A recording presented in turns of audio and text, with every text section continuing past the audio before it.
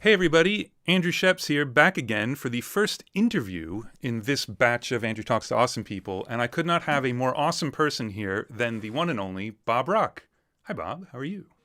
I'm doing great. How's everybody out there? Good? Well, let's assume that they're good, and if they're not good, they can tell Mark, and then Mark can tell us that they're not good, and we're sorry Good. if they're not good.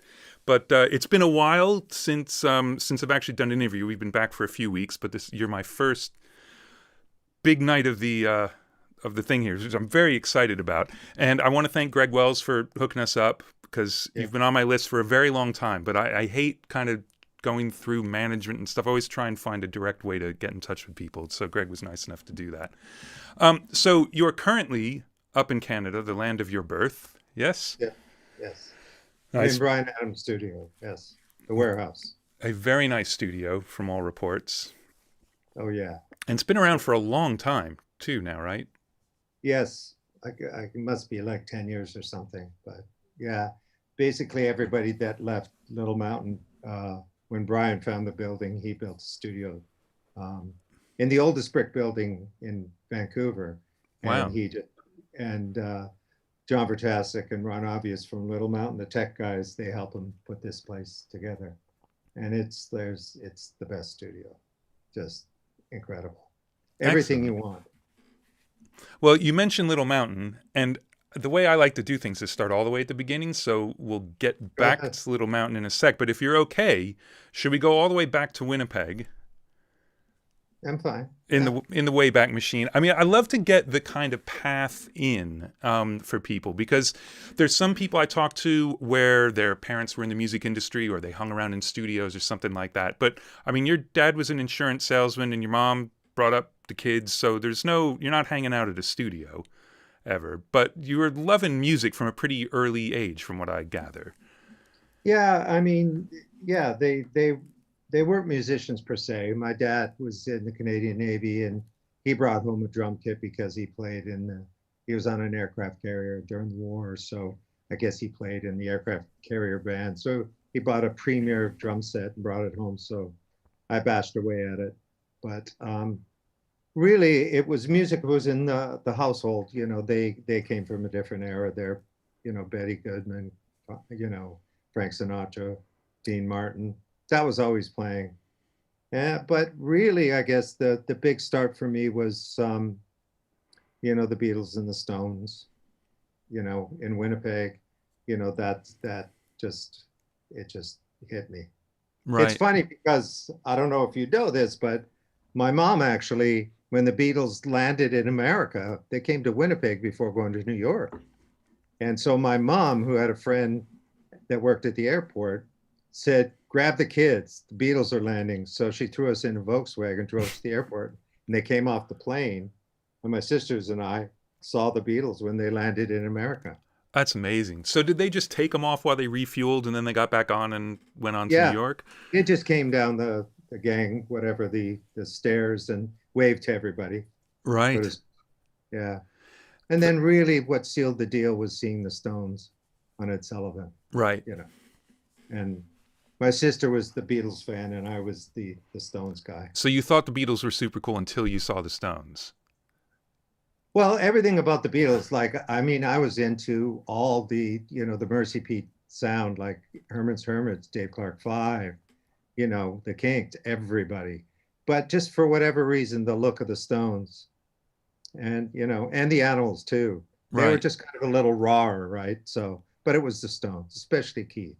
Right. When I saw the plexiglass guitar, I was like all in. That was it. And I knew so what I was going to do. did that turn you from drums to guitar? Well, drums, I just bashed away. I didn't know what I was doing. You know, um, like I remember trying to learn Psychotic Reaction. The '60s song. Yeah. Yeah, Yeah, yeah, because yeah. that's such a great riff. Yeah, so I would play along to that and just bash around. And But how'd really, that go? Because that wasn't an easy beat. I actually looked that up after I saw you talk about that in another interview, and it's not that hard, but it's not straight ahead. It's more of that Ringo school of there's a little bit of rumba going on, and like there's a lot of toms and let's put it this way. I'm glad nobody could record the way I played to Psychotic Reaction. I was just trying to keep up, right? But there's the start of the interest in like Psychotic Reaction had just this great fuzz tone, great riff. Right there, it was all about the sonics, and that just became the passion, my main passion in Right. terms of making records and engineering everything. My whole journey is all about why do I like this and how do I do that, and that's and I'm still learning every day I learn. Well, and seem to like I watched a bunch of interviews with you, and sort of the most excited I see you get is when you talk about specific guitar tones. Like when you were talking about, there was something, was it from Led Zeppelin 1 where you had most of the pieces of the puzzle for years and years and years, but you were missing one thing? Was it a Led Zeppelin? I can't remember whose tone Yeah, it was. it was probably well, you know, um, Jimmy Page. Well, I mean, we could talk about this forever, but the records, Led Zeppelin one, I think, where the really journey started was Led Zeppelin one and the Truth album by Jeff Beck. Those two albums really, you know, had a huge influence on me. Basically, I was a Led Zeppelin. All the people that are Metallica fans, I was Led Zeppelin. Nobody else could be Led Zeppelin. Right. But I've just what I've ever since I started in this business and made money, I've always bought the guitars and the setups of everybody, like all my favorite guitar players. So the one thing with Jimmy Page, there's all these certain things that I've got a real 59, etc. But I finally got the Supro, okay, Right. which is a very famous Supro. I've actually got an original one, the one. And I got Alexander Dumble, my good friend, to go through it and make sure it was to spec and stuff. And I've got a 59 Esquire, which is with a rosewood neck.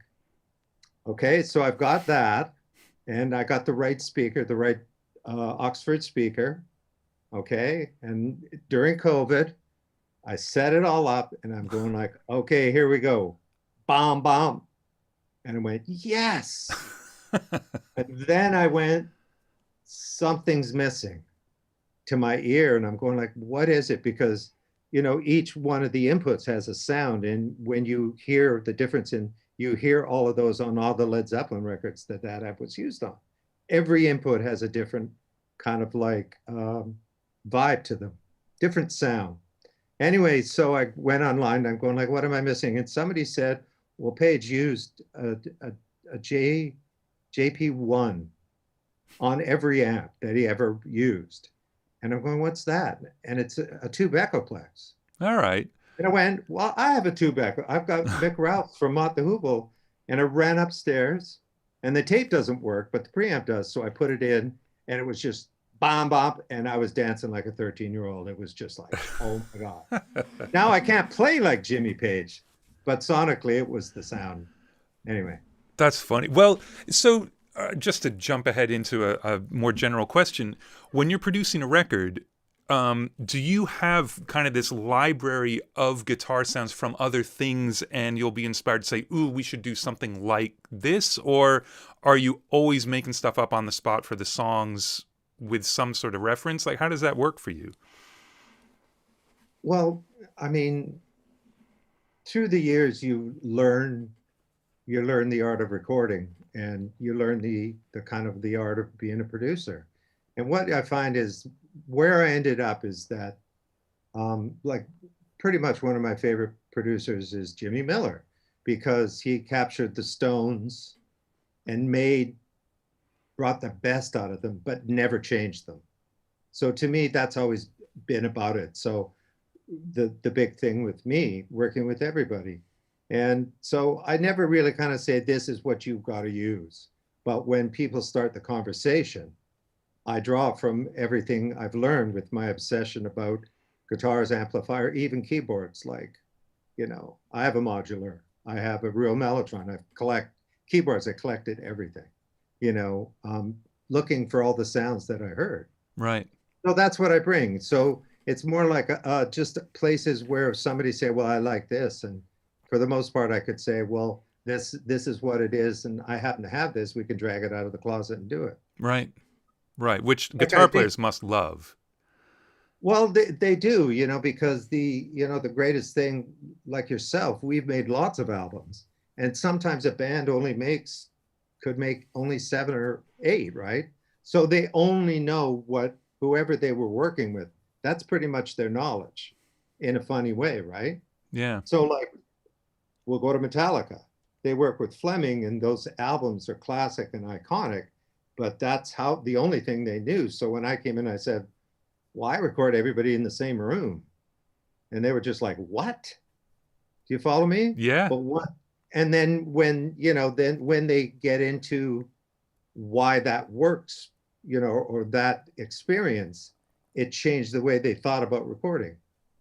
It wasn't that I said, you got to do this. I said, but this is how I make records. This is how I know how to make records. You like what I did. So if we do this, and then, we had conversations about why, etc. Right. But it's always about them. And being a musician myself, when I grew up as an engineer and being in studios, I realized that there's this thing about, and especially in the 70s, that the engineers who were the guys that taught me, incredible English style engineers. They taught me how to really record. But there was this thing, there was a lot of rules on, like we had the studio drum kit and everybody had to use that kit. Do you know what I mean? And I'm going like, I don't get it. Why can't the drummer bring his? So it's all like the pre-Beatles English rules. Yeah, well, not so much pre-Beatles, but it was more the Supertramp and Dark Side of the Moon kind of thing, all condensers. Right. Like we didn't even own a 57 at Little Mountain. I bought the first 57 at Little Mountain. We had one 421, all Neumanns. Well, I want to get back into how you got to Little Mountain, but let's talk about Little Mountain for a second. So who were the people who had this way of working? I mean, how did that happen to show up in Canada? Like, was there someone specific who came and set it up? What's the story behind the studio? Well, the studio actually was a jingle studio. Okay, jingles back then, or commercials, were all recorded live with live musicians. So that company, GGRP, a jingle company, they're an amazing company. They bought 2 rooms, one to do strings in and orchestras, and a smaller one. So we had 2 Neve consoles and Scully tape machines. So the engineers that taught me, Dave Slagter and Roger Monk, they came from Toronto. So they learned on that equipment in Toronto, and they moved out to Vancouver. So this studio happened, and they just happened because of the people involved. They picked the equipment, and they happened to pick the Neves, right? And so I learned from the ground up. I started in 76, and those guys that taught me knew how to record. They showed me how to record, and they taught me how to hear and listen. Right. A lot of people don't talk about, but it takes you a long time to actually learn how to listen in a funny way. Yeah, definitely. All right, so what's the journey that actually got you to Little Mountain then? What because you've got quite a bit of guitar playing before then, which we got to talk about too. Because but it seems as though like one of the major events that really helped steer you was moving to Victoria when you're 13. You want to talk a little bit about that?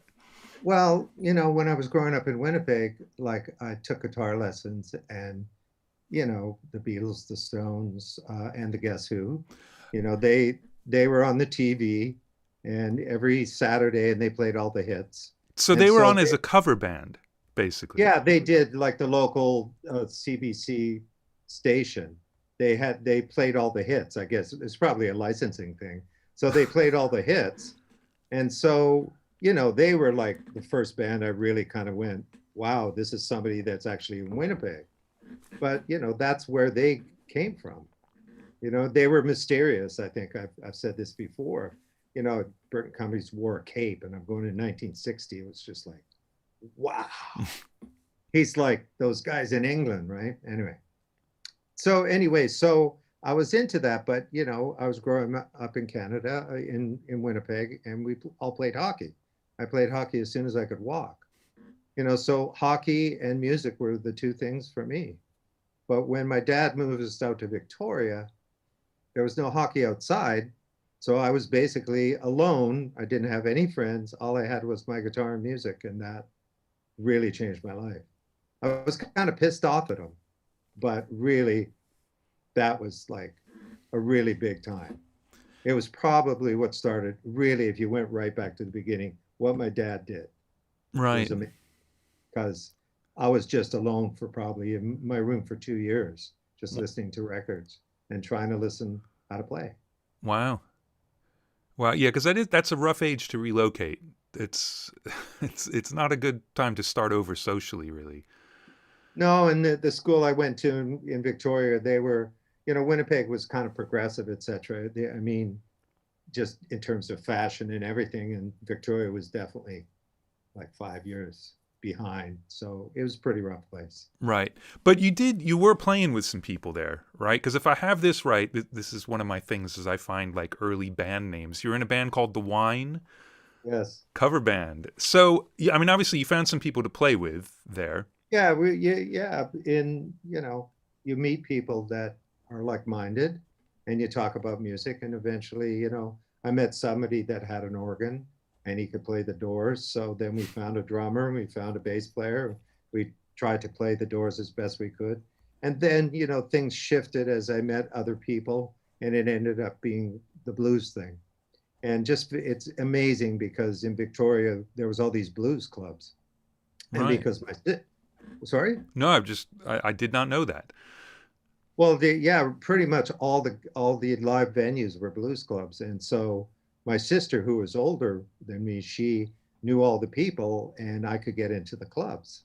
So I went to all those clubs, and then my band played at the clubs and stuff. So I went from high school sock hops into the blues scene, which was really amazing. There was, they became, I saw all these guitar players that were so great and that played the blues, like Black Snake Blues Band, Silver River Rustler, Moxie, all these bands that were played English blues, Right.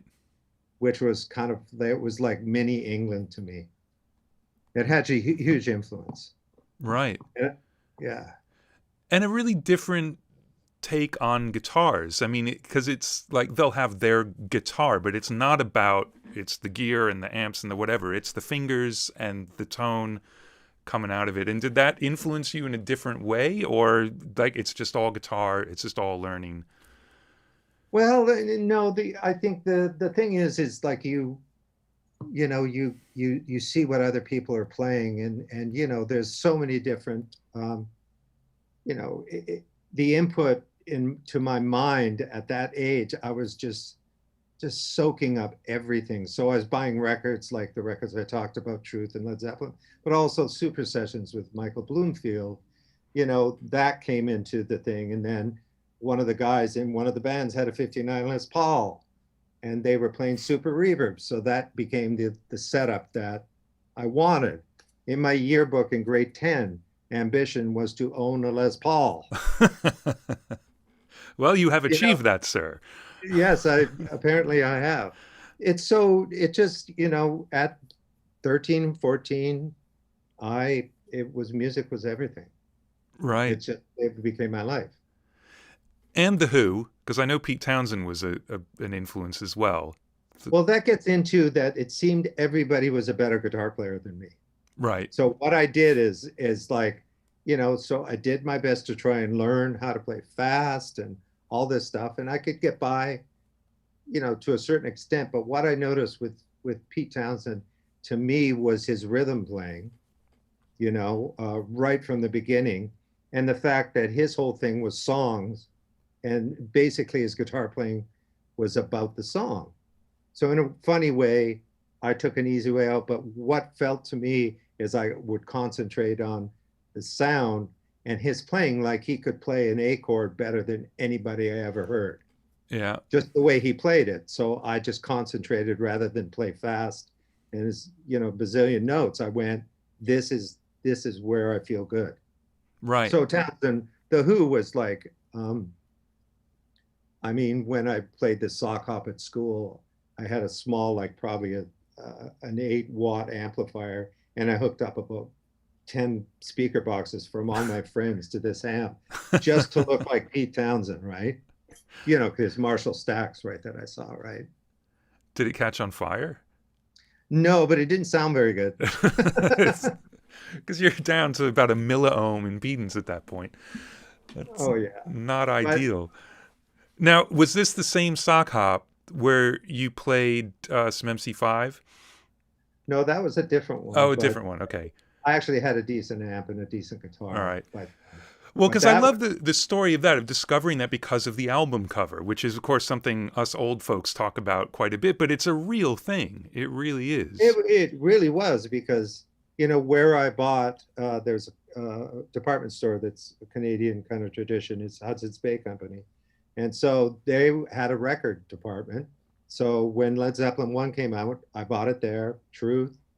And I just go through all the albums, and all of a sudden I saw this band that had this psychedelic cover and this name MC5, and I turned it over, and there was a picture of them, and they had American flags draped on their amplifiers, and I went, "That looks amazing." I just bought the album just because of the cover, and I took it home, and I went, "What is this?"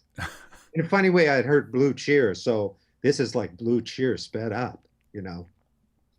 Right. And so I became a fan.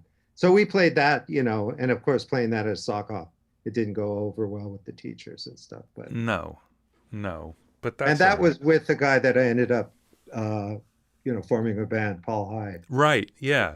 Well, I want to talk about that because he's obviously, I mean, he's been a huge part of your early career, but then he keeps showing up, along the way. And you mentioned this in a couple interviews, but I'd love to get a little more information about it. So you had a band with Billy Alexander playing drums, and then you met Paul, who was he was at your school, right? Yeah, what happened is we all lived in this same neighborhood, but Paul appeared at the bus stop, the bus to school, and it was this guy who had a shaved head, and he had this long kind of trench coat, and it was just like, what is this guy?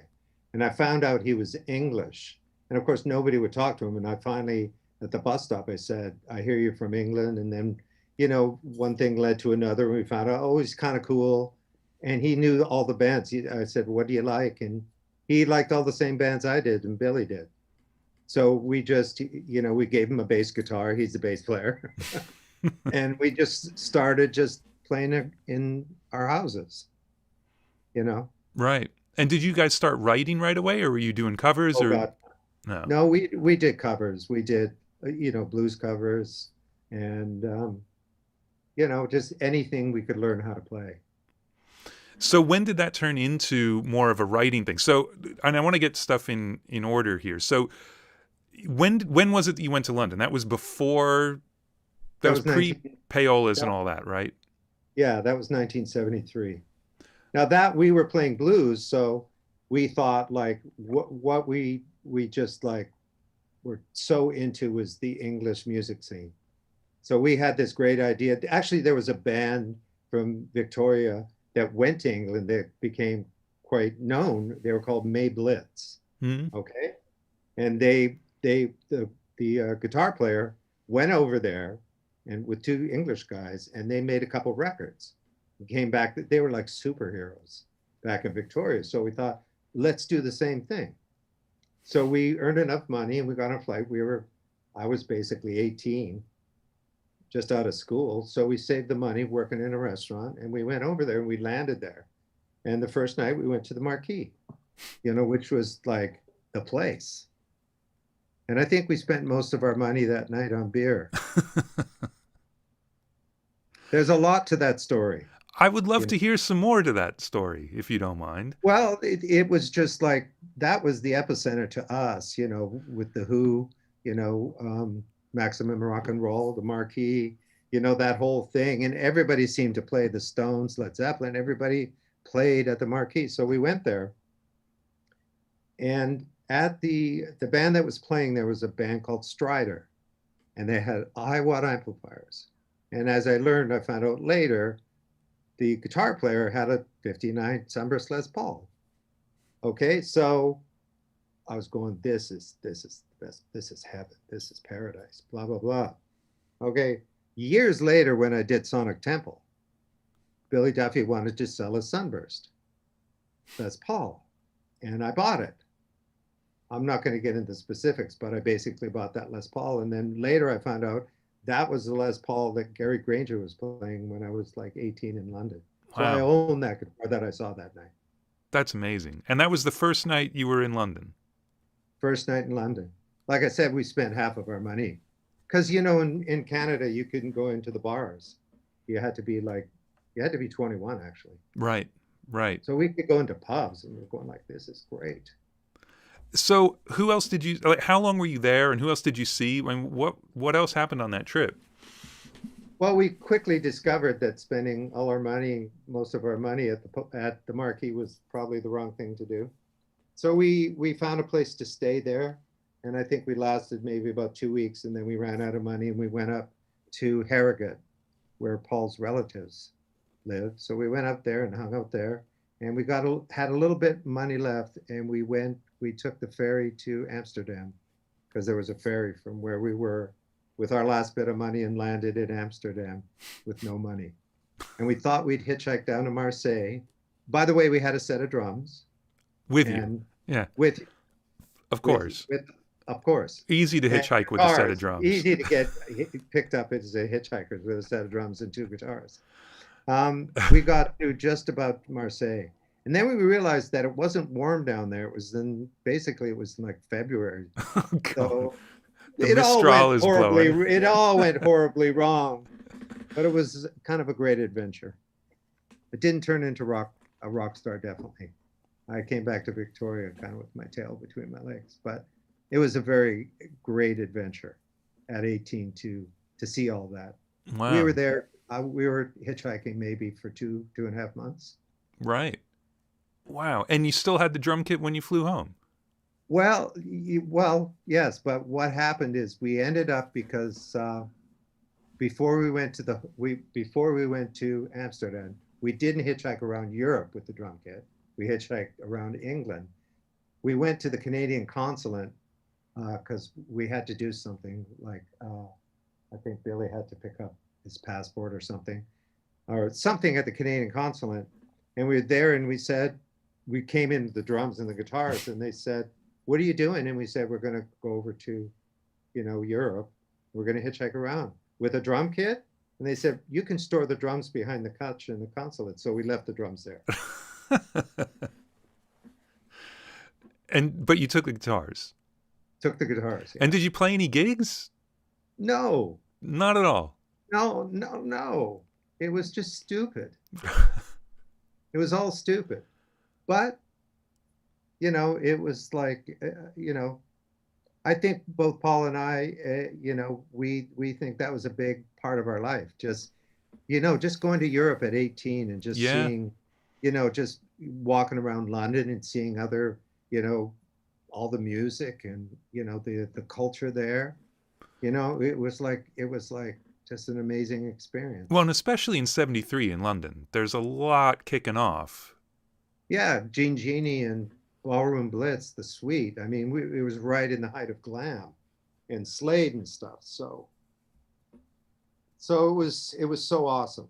And actually what happened is I went back maybe about a month before Paul, when he stayed, he met some people and he brought all these records that he had seen. He saw like Bebop Deluxe, Slade, the Alex Harvey Band, all these bands that he brought back the records.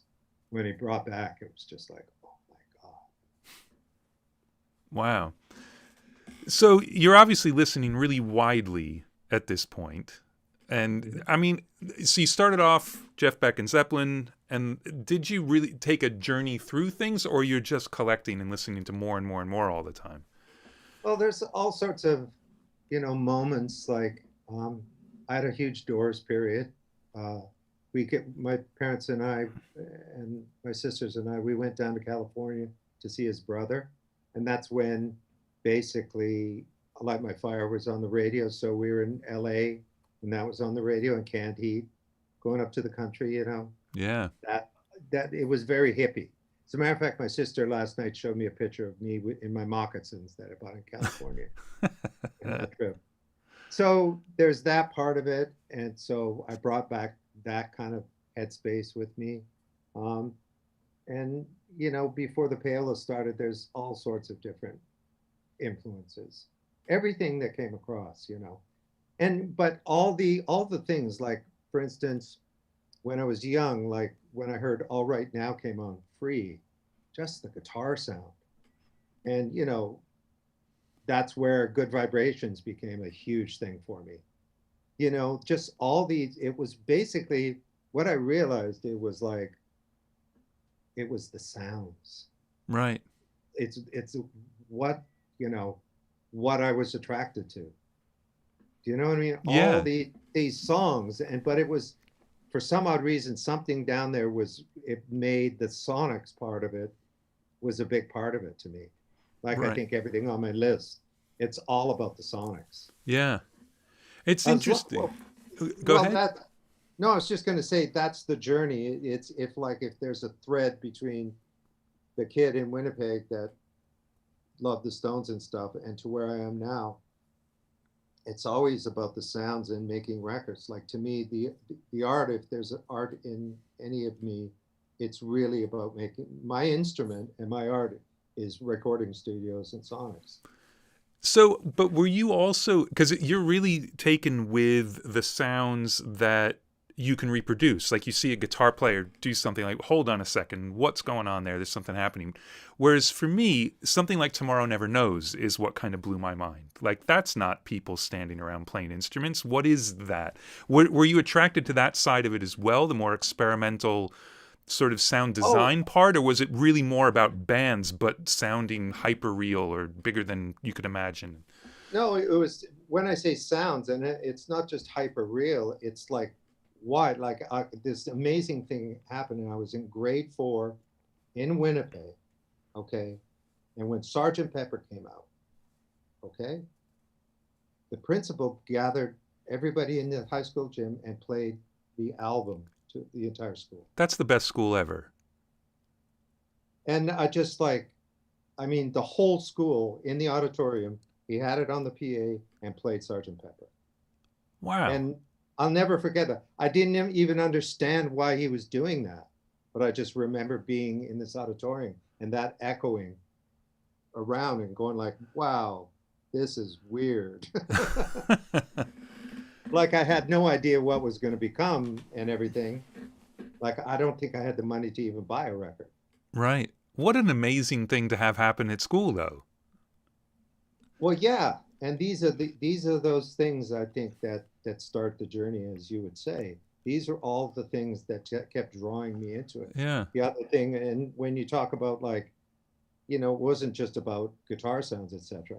It's like one, I talk about Ogre Battle in my list, and Ogre Battle is the second Queen album. I Yeah. bought Queen 2 because I had Queen 1, big fan of Queen, and when I heard Ogre Battle, was the point is that I want to know how to do that. Right. That was the, I don't know what they're doing, but whatever they're doing, I love, and I'm going to learn how to do this. Right. That started So the phaser. mission. Yeah. Yeah. Yeah. And it's really interesting because if you're in fourth grade and the whole school has to do anything, at that age, it's important. Even if, like, if your parents put it on, you're like, oh, yeah, I think I like that. Like, if you're summoned for the entire school to listen to a record, this is an event. And it would have to be pretty extraordinarily terrible to not be sort of amazed by it at that point. Yeah, I didn't really know. I don't think anybody really understood what was going on, But which you knew showed. it was a big deal, right? Well, I knew it was the Beatles because he said it was the Beatles. Of course, I knew the Beatles, but just that event, just I still remember it. I actually can picture it. I That's know where I amazing. was sitting in the auditorium, right? Because it was such an experience. Though those things just stay with you for the rest of your life. Britain Yeah. coming to the Cape, you know, all this stuff. Yeah. Yeah. All right. Really stupid question. Again, I should know this. In Canada, were you getting the mono pressings or the stereo pressings of Beatles records? Well, originally it would have been mono. So you're getting Even you were getting English pressings in Canada, yes, basically, right? yes, and then Just eventually, well, I know Led Zeppelin 1 was stereo. right. Truth was stereo. I don't think I was really that hip that I would even know. I'm not sure we had a stereo record player when Right. those came out, right? Yeah. And Right. here's an interesting fact. I never listened to any of those records on headphones. Really? I always, yeah, like literally, and this is embarrassing, but really, I've never listened to music on headphones until maybe a couple of years ago Right. because I just, it just never occurred to me. Why would you do that? Because I like, I've been in studios for like 40 something years and, cars and stereos at home, but it was never occurred to me. Why would I want to do that? Yeah, Because well, see, my parents didn't want to hear Queen 2 as much as I wanted to hear Queen 2 at Night at the yeah, Opera. So I always commandeered their stereo, but in headphones. yes, I just turned it up And got away with it. and got away with it. Yeah. Nice. Nice. All right, well, look, let's talk about how you ended up at Little Mountain, because we got to get you into the studio and into a band and all that kind of stuff. Well, you know, I've been through all sorts of bands and nothing was really happening. And I was working all these horrible jobs and But it you just, wanted to make it as a guitar player in a band at that point. I just wanted to be in a band. I wanted to make music. Most of the people I met, nobody really got that aspect. Nobody had like, I want to learn how to make records. I want to write songs. I want to be, this is what I want to do. This is the only thing I think I can do, period. But I worked in labor jobs and stuff. Anyway, I was listening to the local radio station, I think it was C Fox in Vancouver, and they said that I heard this ad that the Records and Arts and Sciences of America was had do you want to learn how to make records or record music? For some odd reason, I heard that. And I found out about it and I told my parents, I really want to do this. It was like 6 weekends, and I got the Saturday day. So 6 Saturdays in a row. And it basically was, uh, I learned the basics of recording, really basic, what a mic was, what a console was, etc. It was a need, by the way. Anyway, so, my mom and dad gave me the money and I went to Vancouver. Now, because I did those 6 weeks, one of the instructors, my instructor on Saturday, was a guy named Roger Monk. And he just started at Little Mountain. So he kind of all the kids in my class, he kind of noticed that whenever he said, who wants to try it? I would be the first one, said me, and I would go up and try it. And of course, not knowing what I was doing, I was willing to look like a fool only because I wanted to get behind whatever that was, right? As I wasn't afraid to make mistakes. And he remembered that. And he phoned me. They got information because of the school. And he says, you want to come to Vancouver and get an interview? And I went, of course.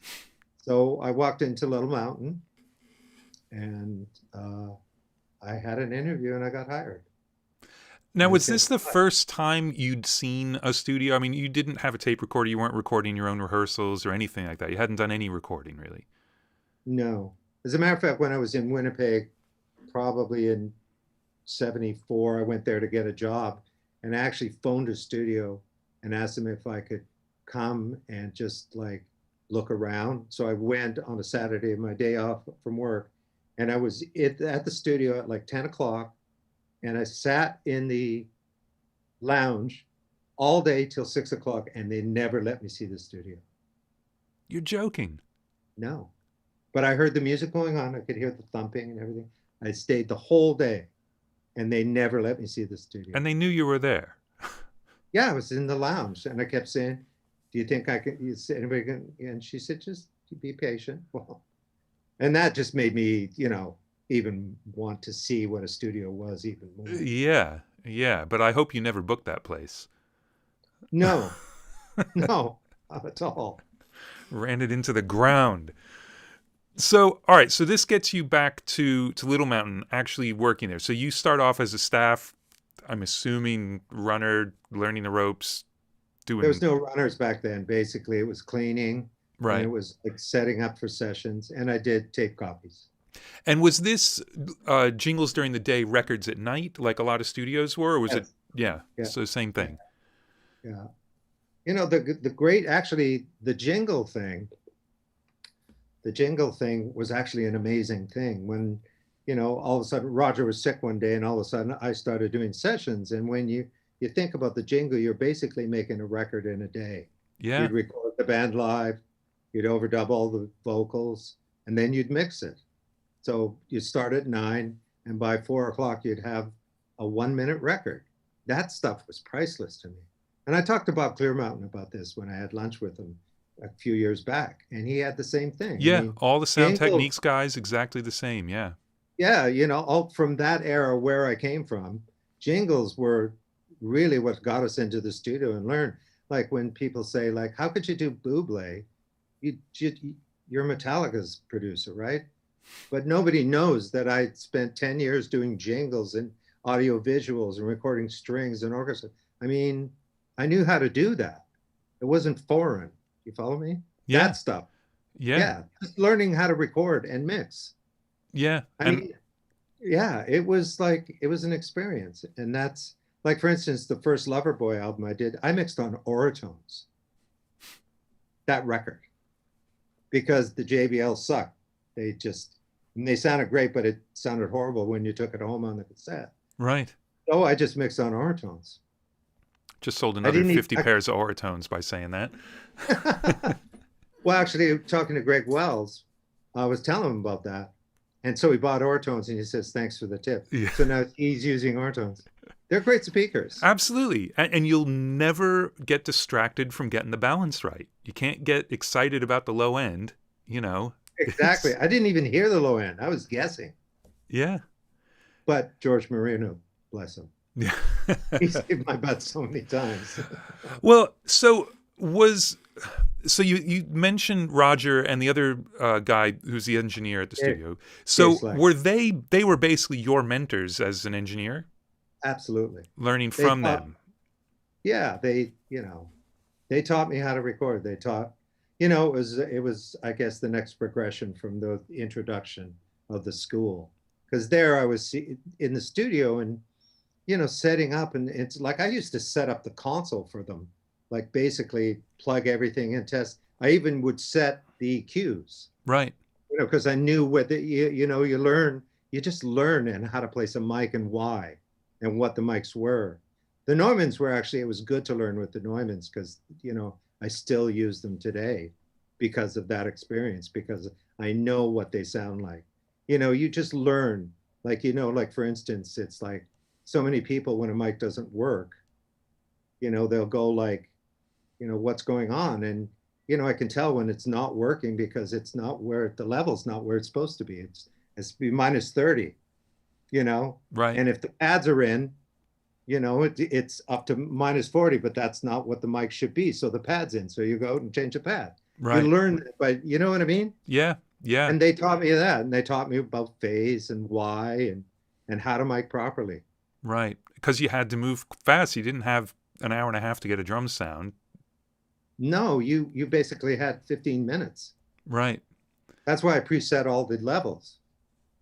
And how quickly, once you were there, were you able to use the studio at night or weekends and actually start on your own doing stuff?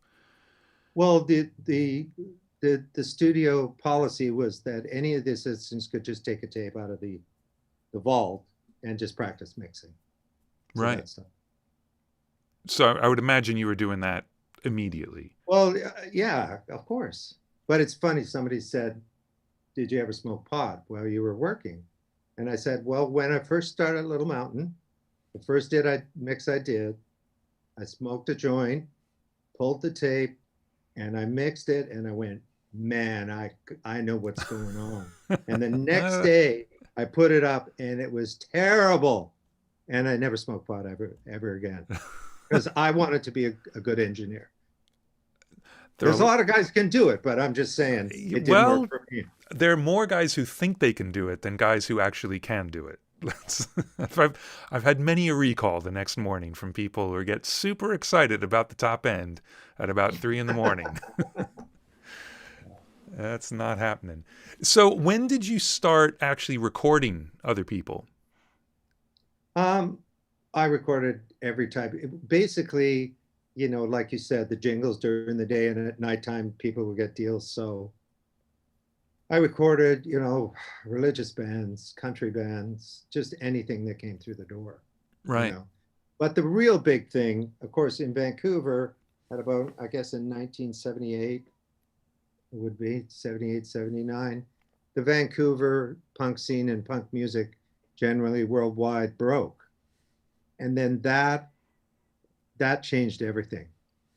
And I started a band with Paul, my friend. We started a band called the Payolas. But basically, the punk scene, um, nobody wanted to record them, so I recorded them. So they all came to Little Mountain, and Right. then that's production. Like most of the punks, I wasn't really producing. I didn't know how to produce, but I recorded them and kind of gave them tips because they'd never been in a studio. Right. But that's where you start learning, you know. And actually, there's the documentary on punk music that Iggy and John Barbados did. Mm-hmm. What came out of that is that finally somebody said what I've always thought is that the majority of punk music at that point was not about changing things or tearing down the government. It was just a way to get into a studio to make records. You follow me? Yeah. Like, we didn't have to be virtual players, but we could make a record. And Paul and I, that was the thing. We can do this. We can play 3 chords really fast and Right. figure out how to write a song, right? That's what, some of the documentaries, I'm blabbering here, but some of the documentaries that I've watched through, COVID, etc. Some of the documentaries about the beginnings, it was like straight out of Compton. That was very similar to the punk scene, Right. in terms of where it came from, right? Like, just sharing cassettes and stuff. Yeah, and All people that being able stuff. to express themselves without what people would say is a traditional music education or whatever. Yeah. It's very similar. I saw, and that's what that punk music was. Well, there is a great quote from Chrissie Hynde in a documentary. It's got to be a 20-year-old documentary now, and I don't even remember what it is. But she was asked, so why do you think the punk scene ended? And she just said, we all learned how to play our instruments. We were writing more complicated music. It just wasn't punk. None of us got sick of it. We're just as angry about things, but we knew 12 chords and we wanted to play them all. So, Well, I think there's an aspect to that, but I think also the music business really didn't like the way the music business was. The record companies, they didn't like going into a punk rock show. It wasn't the same as the rock. It wasn't big business. It wasn't all those things that were with the business at that point. Go to a dingy club and see these people spitting at the band. yeah. Do you know what I mean? It was Yeah. like they're going like, no, I'm not into this, right? It's a That's what real. I saw. Go ahead. I was just saying that's what I saw. I saw that, like even the people that were on the label that we were on, IRS and then A&M, the promotional guy, Charlie Miner, says, I love your music, but I can't really do this. And it was because of that. It wasn't what was established in promoting records and stuff like that. I'm just curious then. I mean, I've never really thought about this. How did the Sex Pistols record get made the way it did with Chris Thomas in big studios? Like, why did that record happen the way it did in the midst of what you're talking about, which was bands going off and making records at night in small studios? That was made as much like a mainstream record as any other record at the time, really. Well, the benefit of that, of course, is that, it was a cultural movement that was huge in England that, started in New York with, kind of the New York Dolls, and then maybe the Ramones were the first ones that did it. But, it was a cultural thing that happened in England. So people were caught up with the culture Yeah. along with the music. So to do the Sex Pistols, who were on the TV shows that side with the bigger company, why wouldn't you get Chris Thomas? Yeah. I'm not so sure they knew who Chris Thomas No, was, no, I doubt but it. the record companies did, and they said Absolutely. you should do this properly. And I guess really, I mean, and I should have thought about things before I say them, but Malcolm McLaren had a big part of that because he created the aura of a gigantic artist around that band in a way that just a punk band on their own is not going to have. Yeah, make no mistake. Really, the it was New York, Los Angeles, and Los Angeles, San Francisco, New York, and London. I mean, we had a punk scene in Canada, but it was never like that. It wasn't as a cultural impact that it was in England. No. I mean, in DC had its own thing, but it didn't really export a whole lot until. Well, that's what I mean. Vancouver's probably like that, yeah, right? Yeah, amazing. So, all right, so you get back with Paul Hyde, and you're starting to write at this point. Like, when did you start writing and realize that that was something, first of all, you wanted to do, but also something you were good at? Well, who knows if we ever got good, but I think you got good. The thing is because, learning how to do the jingle thing and then starting to record all these things, you learn you're seeing how other people put together music, and you learn how to, like, I learned the structure of a recording is. Do you follow me? Like an arrangement things. So you realize that there's actually a kind of like, there's a craft to songwriting.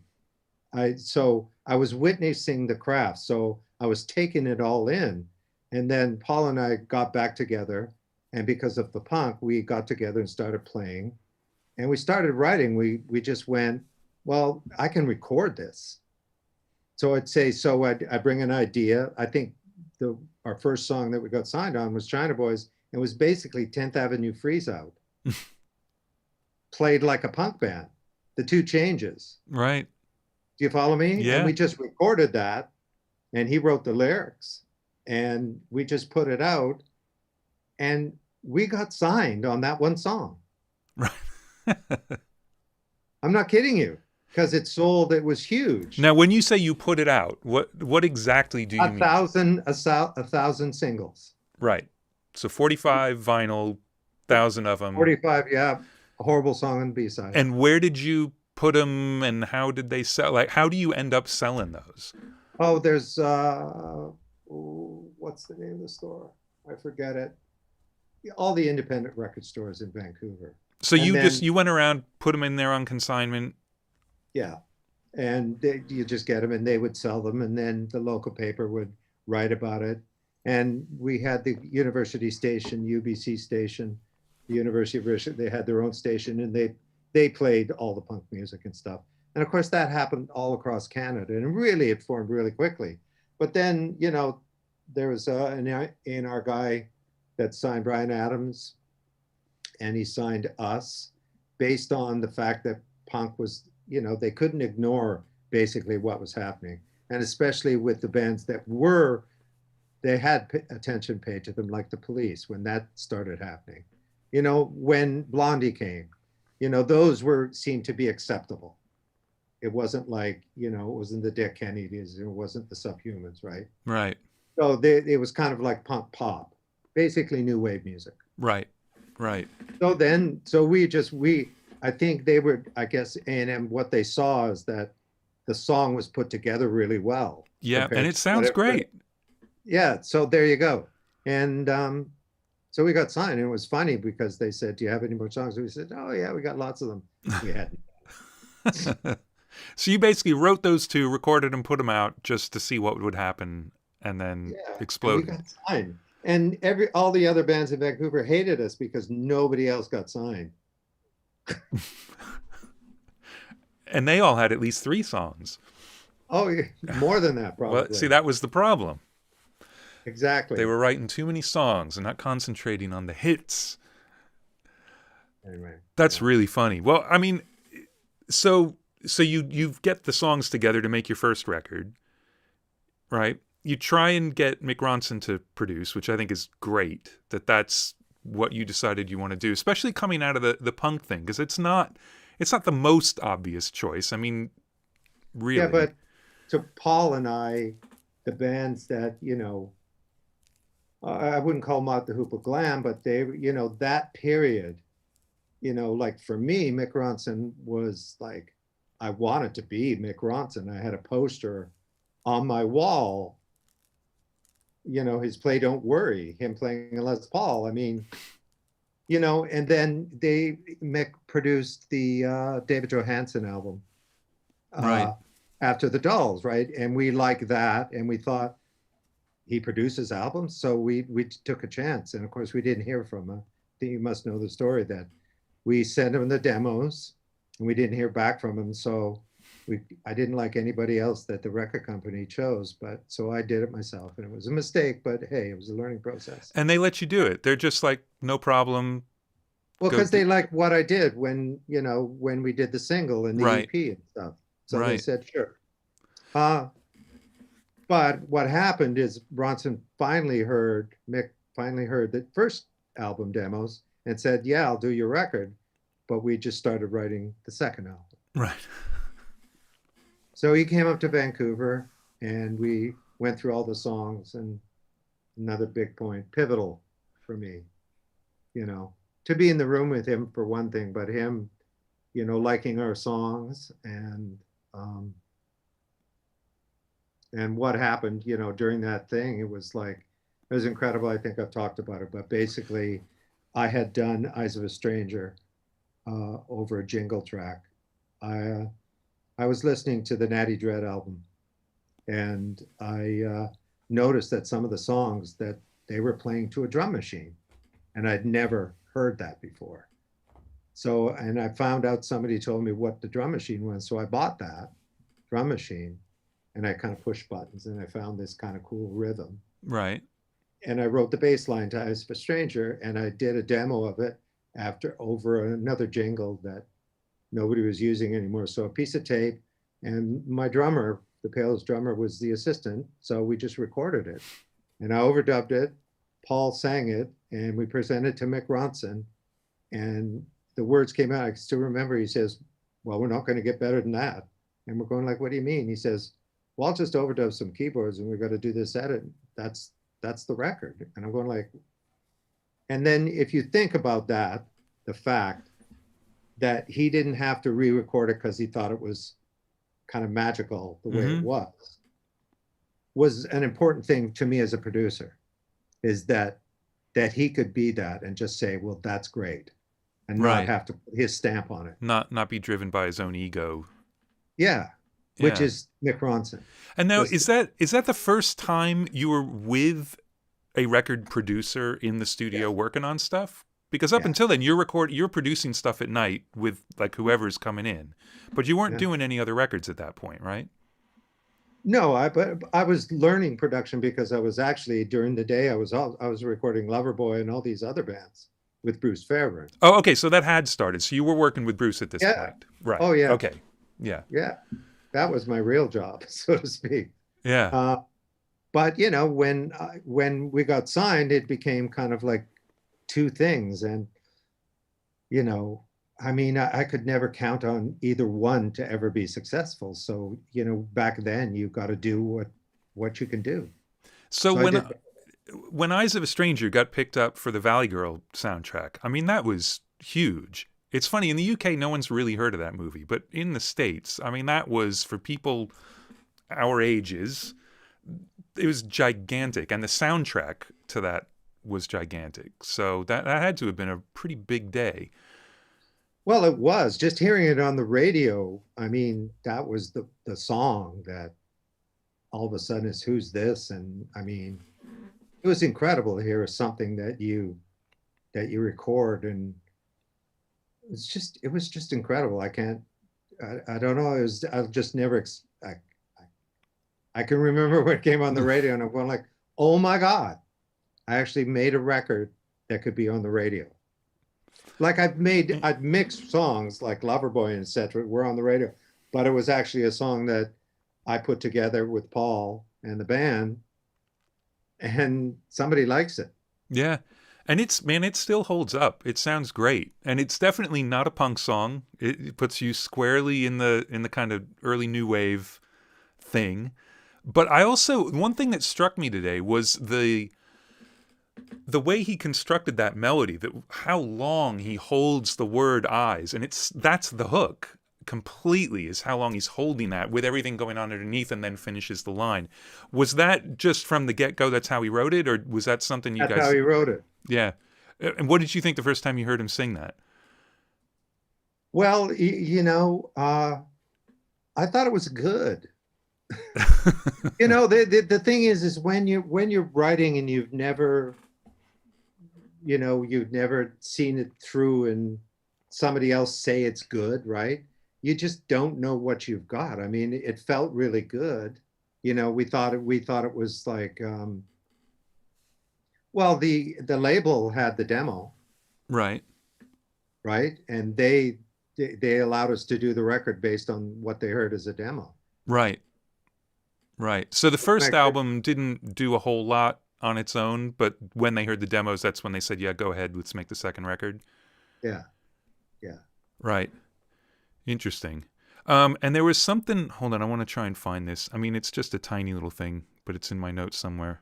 I'm not going to find it. Just there's a Cult song where it's got that same extended word in the middle of the vocal melody. And just because I was listening kind of back to back, it was... Firewoman. Yeah, exactly. Reminiscent, and another gigantic song.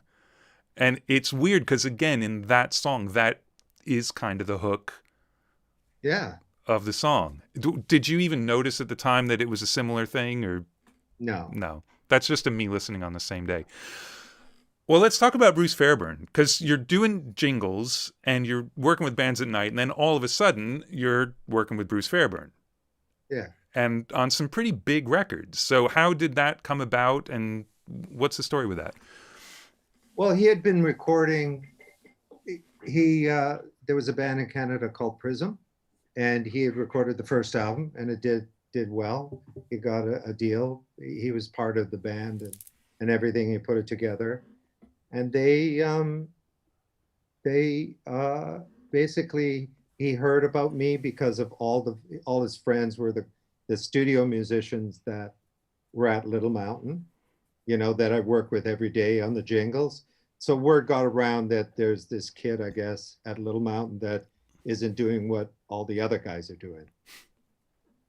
Like he's raw or something. So Bruce heard about me, and especially the one guy that probably had the biggest impact was Jim Vallance, who is the writer that Bryan Adams wrote all the hits with. Now, he was a studio drummer. He was an incredible studio drummer, and I'd see him every day and stuff. So he probably told Bruce, you should check out Bob. So he asked me to do this Prism album, and I'd never done a whole record like that. I was in way over my head, but it was great. Did it feel incredibly slow compared to the jingles, or were you glad to have the time? Well, I was so glad to be able to, take time rather than 15 minutes, spend a couple hours on the drum sounds. Right. I mean, yeah. But yeah, the amount of mistakes I made on that record, and, like because of Ogre Battle and other things, I printed on the Scully really hot because I heard everybody, there was this sound, right? And George Marino saved my ass on that one too. Like it's Bruce was great because he allowed me to do he wasn't a sonic guy, so to speak. He didn't really know engineering. He became dependent on whatever engineer, he was working with. But he had worked with great engineers before me, but for some odd reason, he took a chance on me. Right. Which is, was an amazing thing. And that worked out. Yes, because we just formed the Prism record did really well in Canada, and it did okay in the States. And it just, for whatever reason, he liked what he did, and we communicated well. I did what he wanted, Right. And, and I learned a lot from him too. So we kind of grew up from that point because we're doing so many records together. We both kind of got better at what we did, so to speak. Right. I mean, and would you say he's kind of a mentor in the production side of things? Well, I would say that I'm not sure about a mentor, but he was somebody that showed me a side that a producer has to do. Like like the two of us kind of butted heads in terms of what the music that we like, so to speak. I came from a different place than him, but but what he had is what he saw something that I had that he liked. You follow me? So, what he showed me is really how to handle the people and how to get the best out of people. He was genius at that.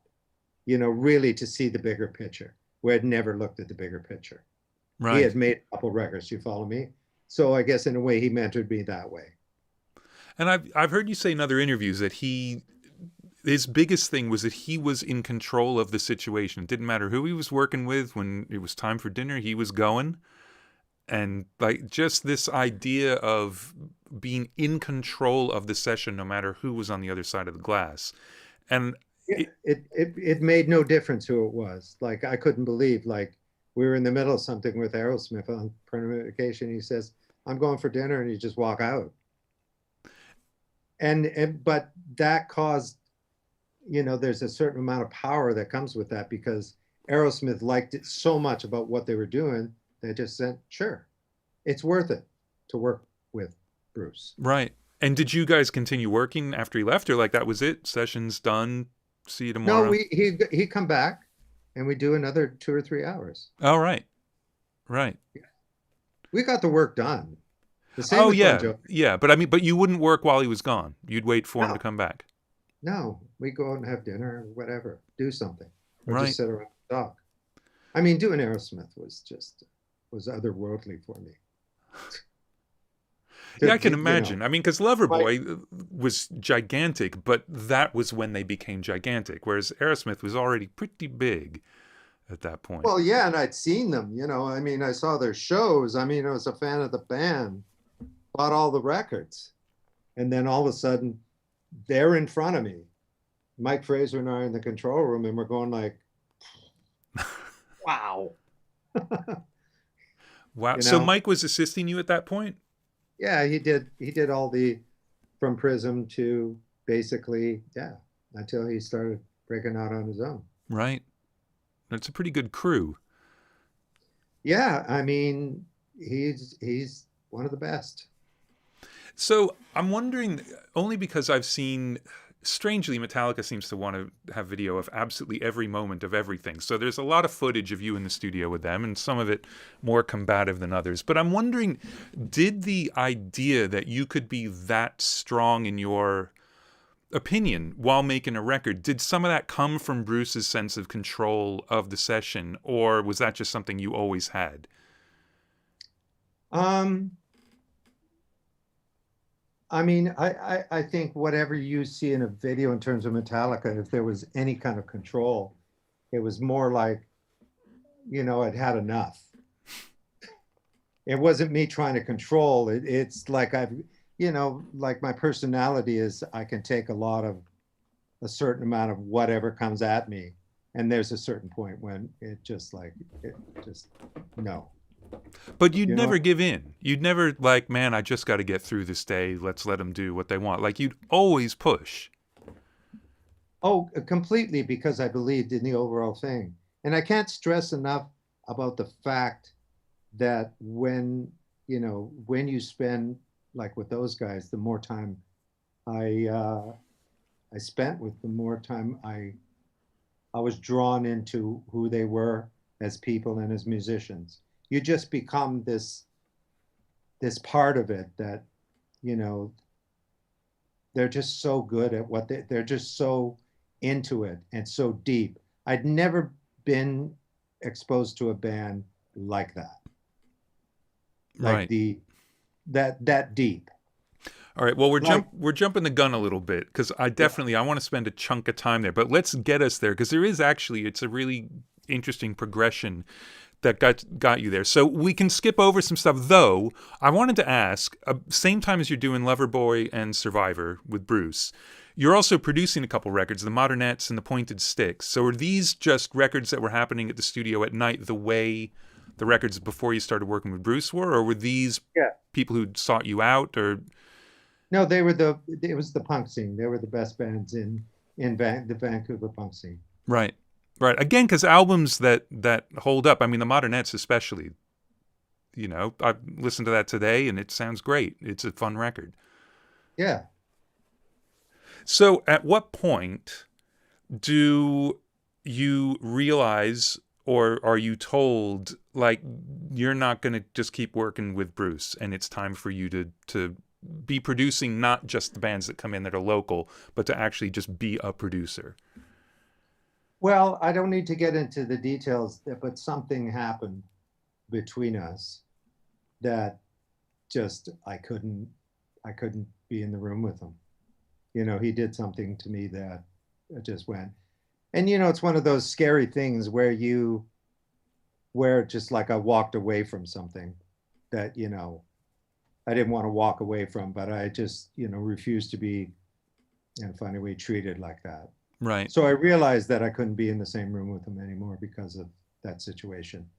So I just said, I'm done, Right. And it was terrifying, because I think, maybe other musicians or producers, at least with me, I always thought that it was all going to go away because I couldn't believe what I was doing, what I love so much and passionate about, that I was making a living at it. But I thought, eventually somebody's going to see that it's all just imposter what I mean? syndrome. It's not gonna, it's all gonna go away. Yeah. Nobody's gonna phone, right? Yeah. So I thought it was like, this was it. And it, eventually somebody said, I've got this band called Kingdom Come. The A&R guy that signed Bon Jovi. And he says, they got a bit of a Zeppelin vibe to them. Do you want to do the record? So I did it. So that's when all of a sudden I produced. Right. And I was fine because of all the bands that I'd worked with. So it wasn't unfamiliar. It wasn't like a big jump. And I've been around Bruce and, like even all the bands like Bon Jovi, everybody, I mean, I was in engineering and I wasn't producing, but I was there part of it all. Right. You're kind of involved in anything, And having been in a band can't have hurt. Having produced your own record can't have hurt. No, all that stuff just all helps. Yeah. All that stuff adds up to where you're at whatever point. At that point, and then from that, it was one after another. Well, so with the Kingdom Come record, I mean, the first time really producing for a major label and all that, did you find out that there were holes in your production knowledge? Because obviously, the producing in the little micro within the song, I don't think you would have had any problem with at all. But the stuff you were talking about before, the sense of the bigger picture and completing a record and making sure that you're always moving forward as opposed to just like, yeah, this guitar overdub is good. Was there anything you found out that you had to work on, or were you just ready to go at that point? Well, I was confident in what I could bring to this situation at the time, which is, and let's face facts, a lot of what people liked about what I did was the sonics. Right. And I had to learn, when you become a producer, it's not just about the sonics, it's about, people management, it's about everything. So I knew it and I was around it, but when all of a sudden it's there, it's a different thing. And during Kingdom Come, I realized that I couldn't be what I wanted to be as a producer if I was doing engineering and producing at the same time. Right. So you realized that almost immediately then. Yeah, because it was just, I couldn't, in other words, I saw that I couldn't have the perspective that I needed to have as a producer if I was doing constantly engineering. Just that the shift of the headspace that you're in. And did you bring an engineer in during that record, or was it just after that one? It was just after that one. Right. Mike Fraser helped me, and he started engineering more. And same with, he did Sonic Temple with me. But then, he started breaking out. And then the next guy that I brought in was Randy Staub, Yeah, no and slouch. I think it was on the Blue Murder album, I think, where I was at phase one. I needed to do something, and I had the tapes, and I walked in to phase one, and Randy was the assistant. And I just noticed that he had the knowledge and he had the personality. And I went, when I went to do Dr. Feelgood, Mike was doing something else, and I took a chance on Randy, and it turned out to be great. And were you always mixing at this point? You took back over to mix? Well, I always mix though. This is the thing, and what ends up happening is that, I'm constantly engineering mixing, but I have that person. But to me, somebody that helps me does the engineering and helps with all of it, they get credit for it. But, it's hard to find out what the rules are in terms of what an engineer, Yeah. or a mixing engineer and a producer is. But, I'm overseeing everything. But I know I can't do it all. So Right. I had to have somebody that was kind of this, that had the same perspective as me, and the sonics that were like mine. Right. Something that wasn't a left thing field that I wasn't doing. Right. Right. Which I don't know you what would I have said, but heard immediately, Yeah. yeah. If something weird was going on, it's not like it was going to get past you. Yeah, basically, and during all of that period, right from Bruce Fairbrain, and even when I was working with Bruce Fairbrain, every time, every situation, the musicians and the situation always challenged me, and that always made me better. Always made me better, and that's so important to note, that being challenged is a very good thing. And now, challenge just in being pushed to make a better record, or more specific, like actually people challenging you at the time? Or Well, just like, for instance, the first Loverboy album, and it's a kind of a funny story, but Paul Dean, who is, he was the guy that, there's always the guy that's with you every moment while you're recording. Paul Dean was the guy, and he was the first guy that he had, this is my amplifier, recorded. This is my guitar. This is my sound, recorded. And, which was refreshing to me. I like the fact that he built his guitar and, and everything. But, he was like, he kept going to the Pat Benatar album and saying, it's got to be as good as this. And I'm going like, okay. I don't know how it was recorded. There was no internet, I had to kind of figure it out. yeah. So he pushed me. And he said, that's not good enough, and I need this and I need that. And I'm trying to eventually I made him happy. So anyway, I mixed the first Loverboy album, and it did very, very well. But then maybe about 4 years later, I was doing an album called Shanghai with Bruce Fairbrain. And the album before what we did was produced by Mike Chapman. And they said, well, actually, Mike Chapman was listening to the first Loverboy album and telling the engineer that he wanted to get the guitar sound of the first Loverboy album. So it's kind of funny in a way. We were trying to get them and they were trying to get us. Yeah. It was fun back then, though. That whole thing, the competition thing. Right. Right. And the never, ever, ever compromising thing, the never just getting through the day. It was always about the record as it was going to be. Yeah, I mean, like it's same with Tommy Lee with Dr. Feelgood. He said, I want the kick drum to sound like a rap song.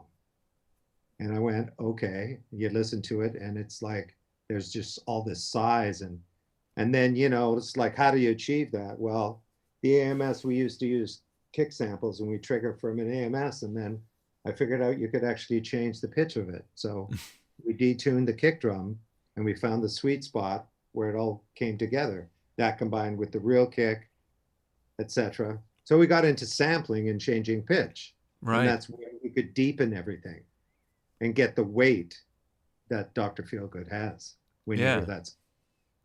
And they But that came was to you. him. That was him challenging me. I didn't know how to do it. I had to figure it out. Right. And so the kind of progression was the Kingdom Come record. Then the Cult heard that and asked you to do Sonic Temple, right? Basically, just based on that record. And then Dr. Yeah. Feelgood came out of the Cult record. Do I have that right?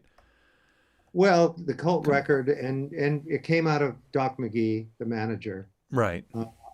Yeah, it came out of him knowing me, having done the Bon Jovi records and everything.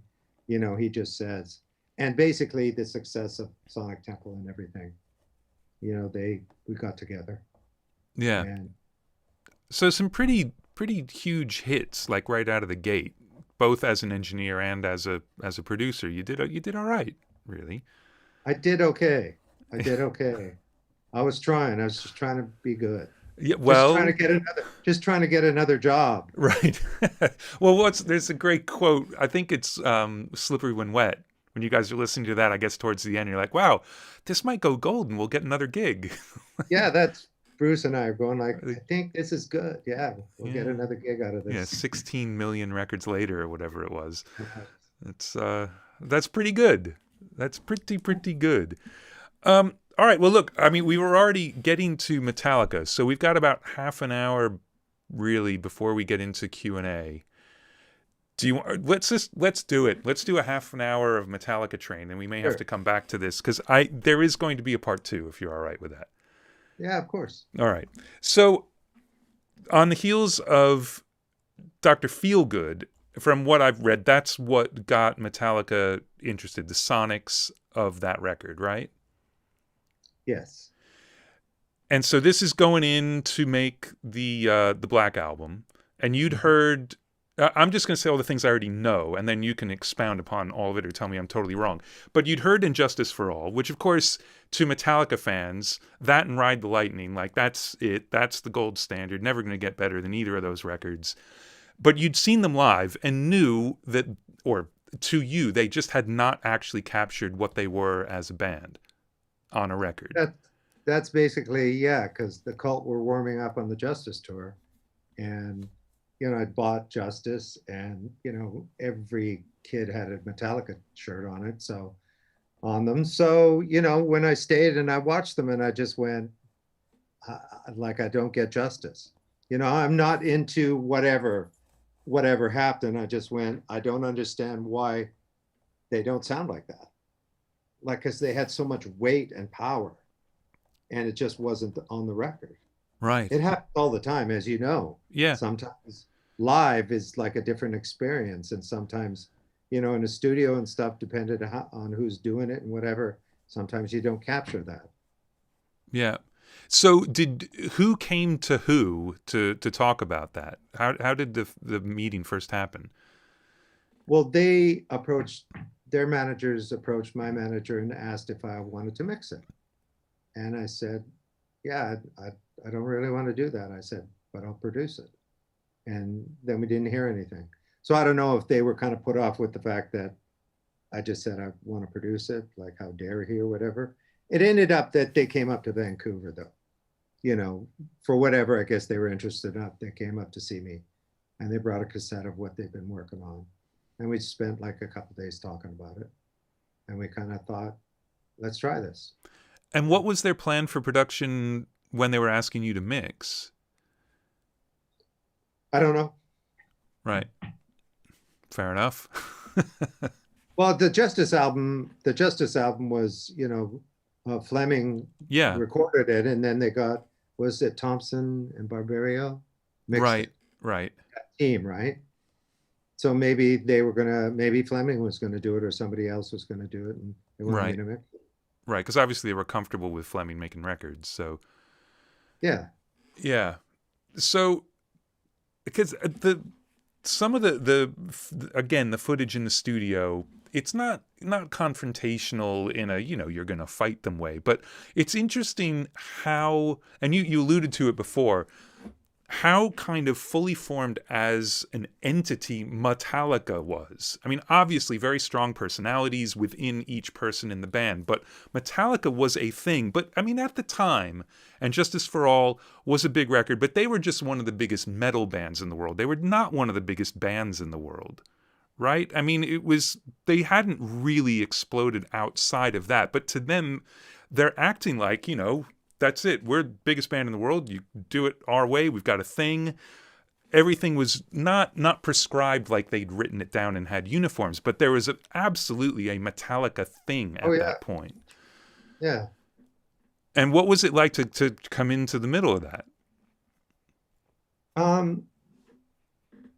Well, it was strange and kind of, like I said, I've just never been around people that were that intense.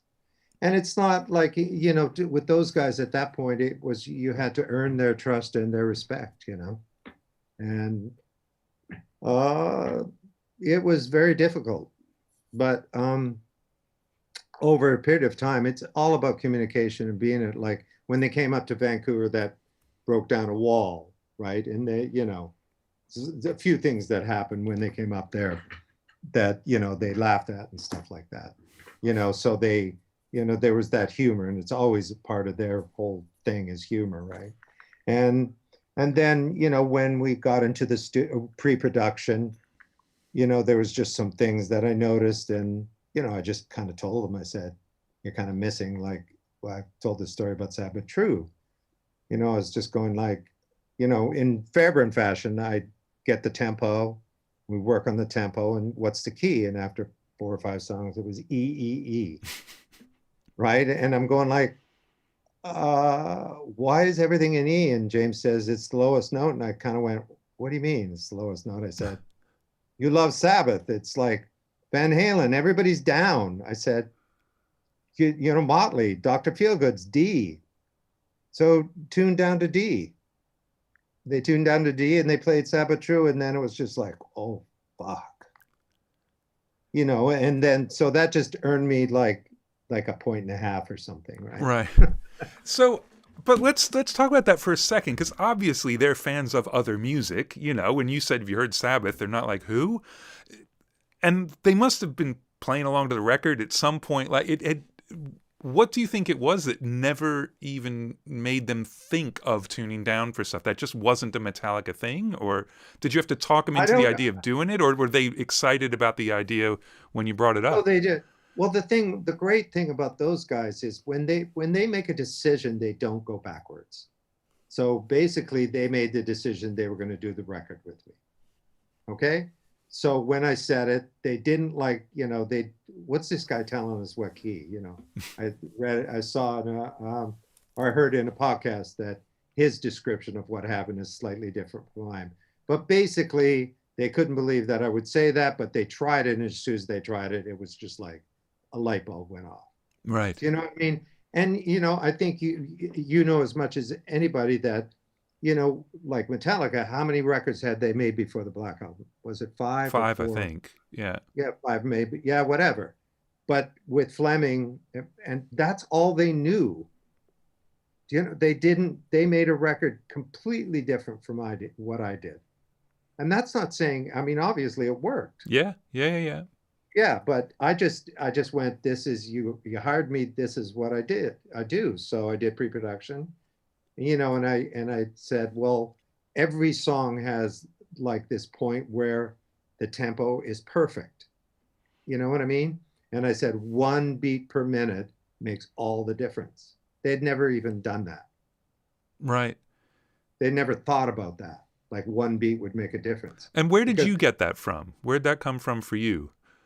Well, just being in studios, like making records. I'd probably made 20 records with Bruce and myself. And you learn that there's a pocket where everything just sounds the way it should. Right. And you've got to take the time to find that. Usually in pre-production, you can get it really close. And so they started warming up to me every day we spent in pre-production. it got better. The wall came down, and we started getting places. Because I was suggesting, arrangement changes in two, which like, really, you're going to tell us how it should go and stuff. So but it always, the thing is like I said, they were all in with me, Yeah. and we just had conversations. Everything on the Black Album was about a conversation, and I never ordered anything. We always talked about it, and Well, just it's more like sharing what I know, and and saying this is why I believe this is a good thing, like all playing in the studio together. I said there's a lot of positives to that. You get an idea of how it's going to sound, like a better impression of how it's going to feel in the end. You can decide what the kick pattern should be. And if you make a whole drum kit and then you overdub the guitar, if you wanted to change the feel of the kick drum, in that day it wasn't like Pro Tools. You'd have to re-record the whole thing. right. So I said, so when we do it in pre-production, we can make all those changes. And so they bought into it. They saw the reasons why. And when you explain it to it, it kind of makes sense. These are the positives out of this. You don't like it, we can go back to what you did. It was always about that. Right. This is what this is what I've learned. Blah blah blah. But we can always go back to what you had. And I love what you said before, is that once they'd made the decision to work with you, like, that was it. So there was immediately this level of trust, that because otherwise they're saying they made the wrong decision and they were not going to do that. Therefore, you're going to move forward. But the trust, I had to earn the trust. Yeah. Because when they make a decision, they never go back. That's my point. Yeah. Yeah, but they decided you were making this record. So that makes them at least receptive to listen to what it is you've got to say, because there isn't in the back of their minds like, well, we can get rid of this guy and we'll just go do it with Rasmus, whatever. The thing is that really the thing is nobody knew how Dr. Feelgood was put together.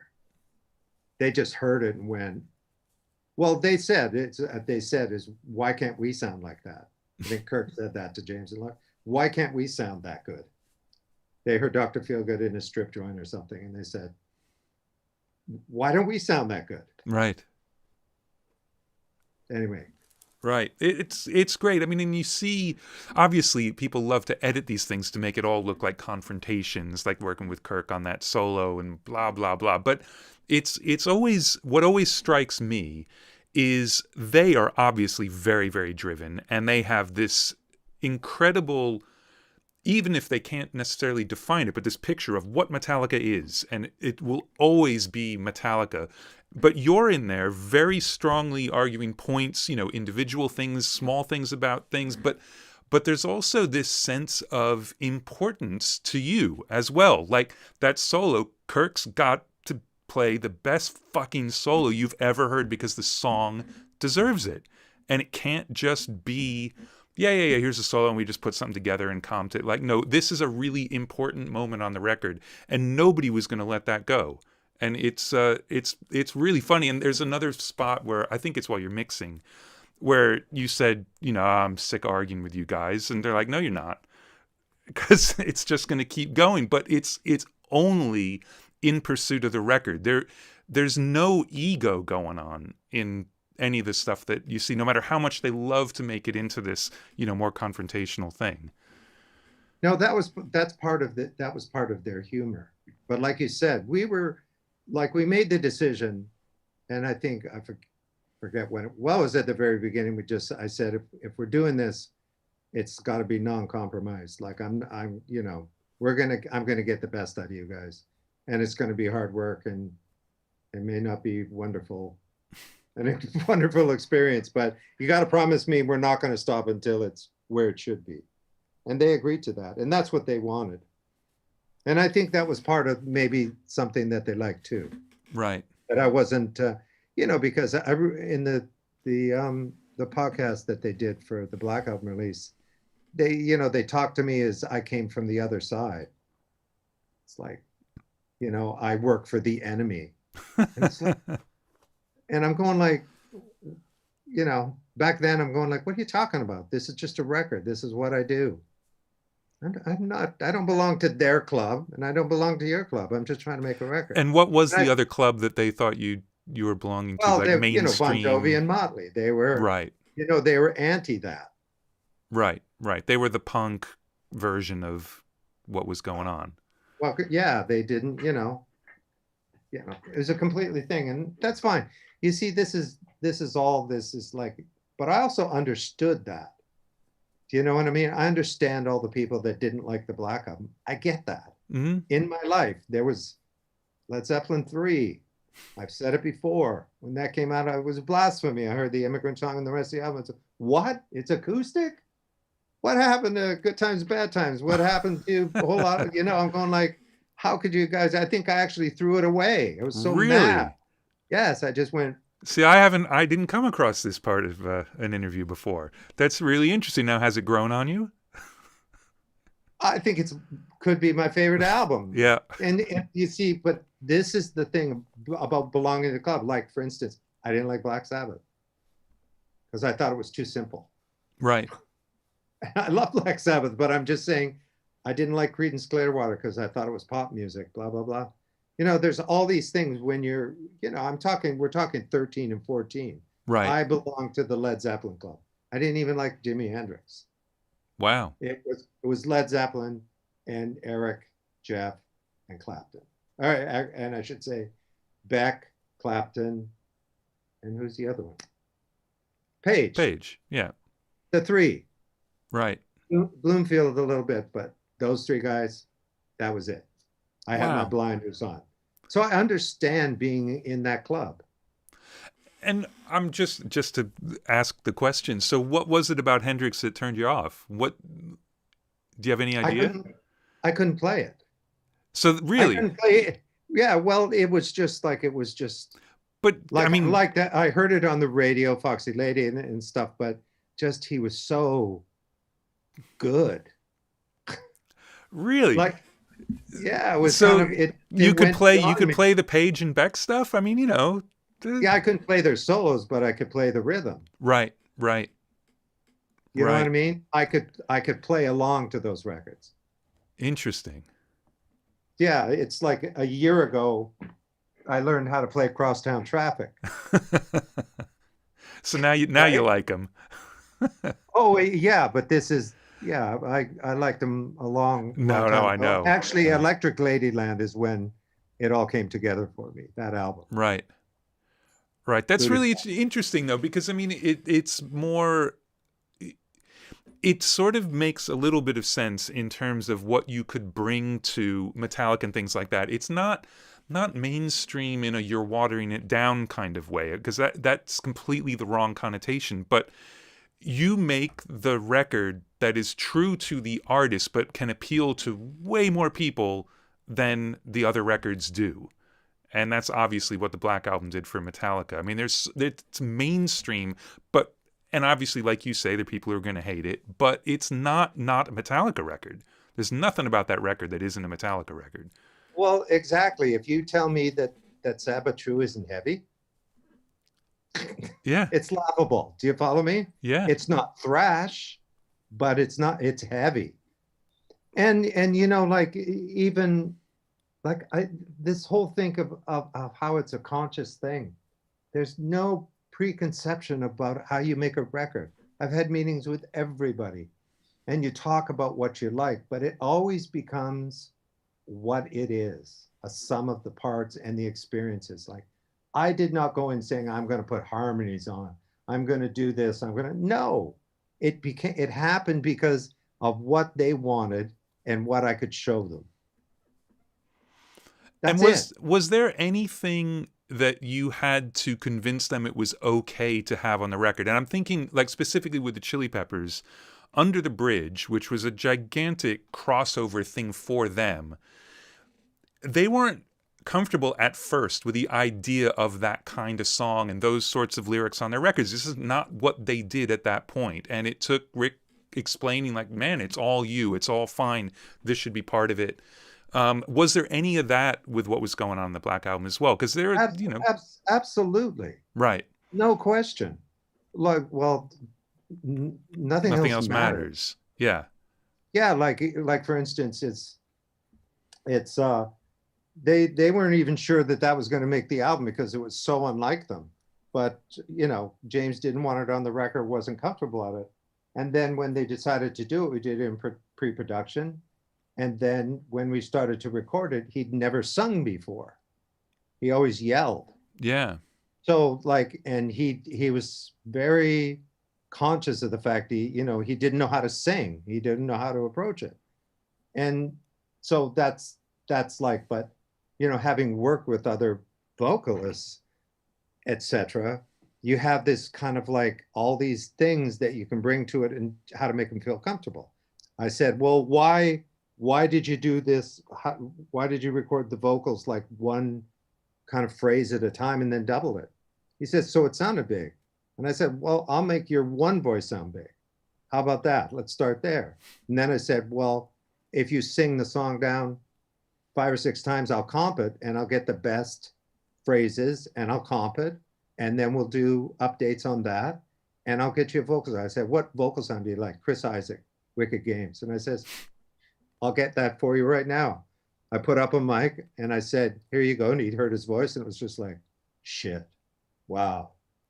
Do you know what? It's opening the doors. Not saying you have to do it. Just look at this. Do you like that? And that's what Mick Ronson taught me. Okay? Open the doors. Well, right? Let's hear a little bit about that, because we kind of skipped over that. So in what way? It's like with Ronson, it's like we had this song called Hastings Street, and I kind of wrote it on piano, basic piano. I was just really into the darkness at the edge of town, because after Born to Run, darkness was almost, I wouldn't call it punk, but it was dark. It was a different kind of a record, and I really liked that record. So I wrote it kind of with that kind of feel in mind. And Ronson heard it and he says, yeah, he says, but however you wrote this, just let's take a step back and just imagine, find the song's home. And I said, well, what do you mean? He says, well, whatever you do to write a song, you write a song and then you find its home. And what he did is he said, you and Paul just go for a walk, go have a beer and come back in half an hour. And he kind of just put it in a different place, like that we would have never gone to. You mean stylistically? Stylistically, basically the overall pitch at how to frame it, so to speak. That's what I think he meant by the home. Right. Where the song sounds good and you get drawn in by it. And that's what's on the record. Right. And it wasn't because he just changed it. It was actually it made the song better. Right. He framed the song better. Mine was very parts or whatever. He took away all that and made it flow and feel better. And I was just like, oh. That, you know what I mean? Yeah, I mean, that's got to kind of make your head explode, because you feel like the song came out of the impetus for writing it, when in fact you can throw all that away once you've got the song and it lives somewhere else. Well, this is the thing that he showed me, and I've used that whole story a lot, because people get married to the conception of a song and the writing, and so be it. Sometimes that is the best place for it to be, but there's all the other aspect is, where should that song be? I can name tons of times where that has happened. Right. Where does the song? Where is the song supposed to be? Where do you get the most out of it? That's why the Stones have cut. There's so many versions, and Beatles, everybody. There's so many versions that is coming out now of where the song started. Yeah. The Clapton version of Brown Sugar doesn't sound anything like the final. Yeah. You're searching, find the home. Yeah. And when you find the home, the tempo, and where it should be, you got a record. There's some great Miles Davis records like that too, like Miles Smiles, where it's almost like documentary in the studio, getting to the take that of the songs, and the groove changes completely, the piano part changes completely, and that whole thing, that progression in real time. But it's a real talent to be able to separate the song from the way it's presented to you as well. I mean, that's got to be a thing, to be able to split those two things apart the first time you hear it, because for a lot of people, however they hear it the first time, that's it. It's like recordings of classical music. That's an interpretation to the point where sometimes you don't even like another version of it. So it's a real talent, I think, to be able to split that apart. Well, I'm not sure it's a talent. It's, you know, I just find it's part of just going through the process that you know, to let yourself go. Like, I think that's part of the thing when I work with people, I make it known. It's like, you know, if you don't want to try anything, you got the wrong guy. You know, if you're not willing to try something, because I'm not a guy where I try it and it's my idea and we got to do it. It's more like, let's find the home. Let's take 5 minutes, because you'll know if you're in the wrong direction so quickly. Right. It's obvious, right? Same with kind of arrangements. It's like sometimes when you write them, it's like so many people I've had demos, and you know, they'll hand it to me and I listen to it and I'm going like, why don't you repeat this? Because this is the song, and you sing it once and then you go somewhere else. Right. It's like you're not taking advantage of what's, you can't. But when you're writing and conceive, you don't have that perspective of what's special about what you've written in a funny way. Right. That is a talent. But then also with Mick Ronson, I mean, the exact opposite of that is hearing Eyes of a Stranger and realizing immediately that song not only has already found its home, but that's the recording. End of story. Well, that's the brilliance of the man. And that's all look at who he was around, David Bowie, etc. That comes with, you know, knowing when it's right, I guess. Right. So you know immediately when you hear a song that it's not right, that it needs to find a home. It's hard for me, yeah. But I can separate what I do kind of for my passion in my life, and just listen. It takes a while though, for me. Right. You know what I mean? So many times it's like I have to turn off that switch, otherwise, you know. But the good, you know, but really great albums, great songs, great recordings are always, I don't have to criticize them because they're great. You know what I mean? Yeah. It's like I can't pick apart Good Vibrations. I can't pick apart Brown Sugar.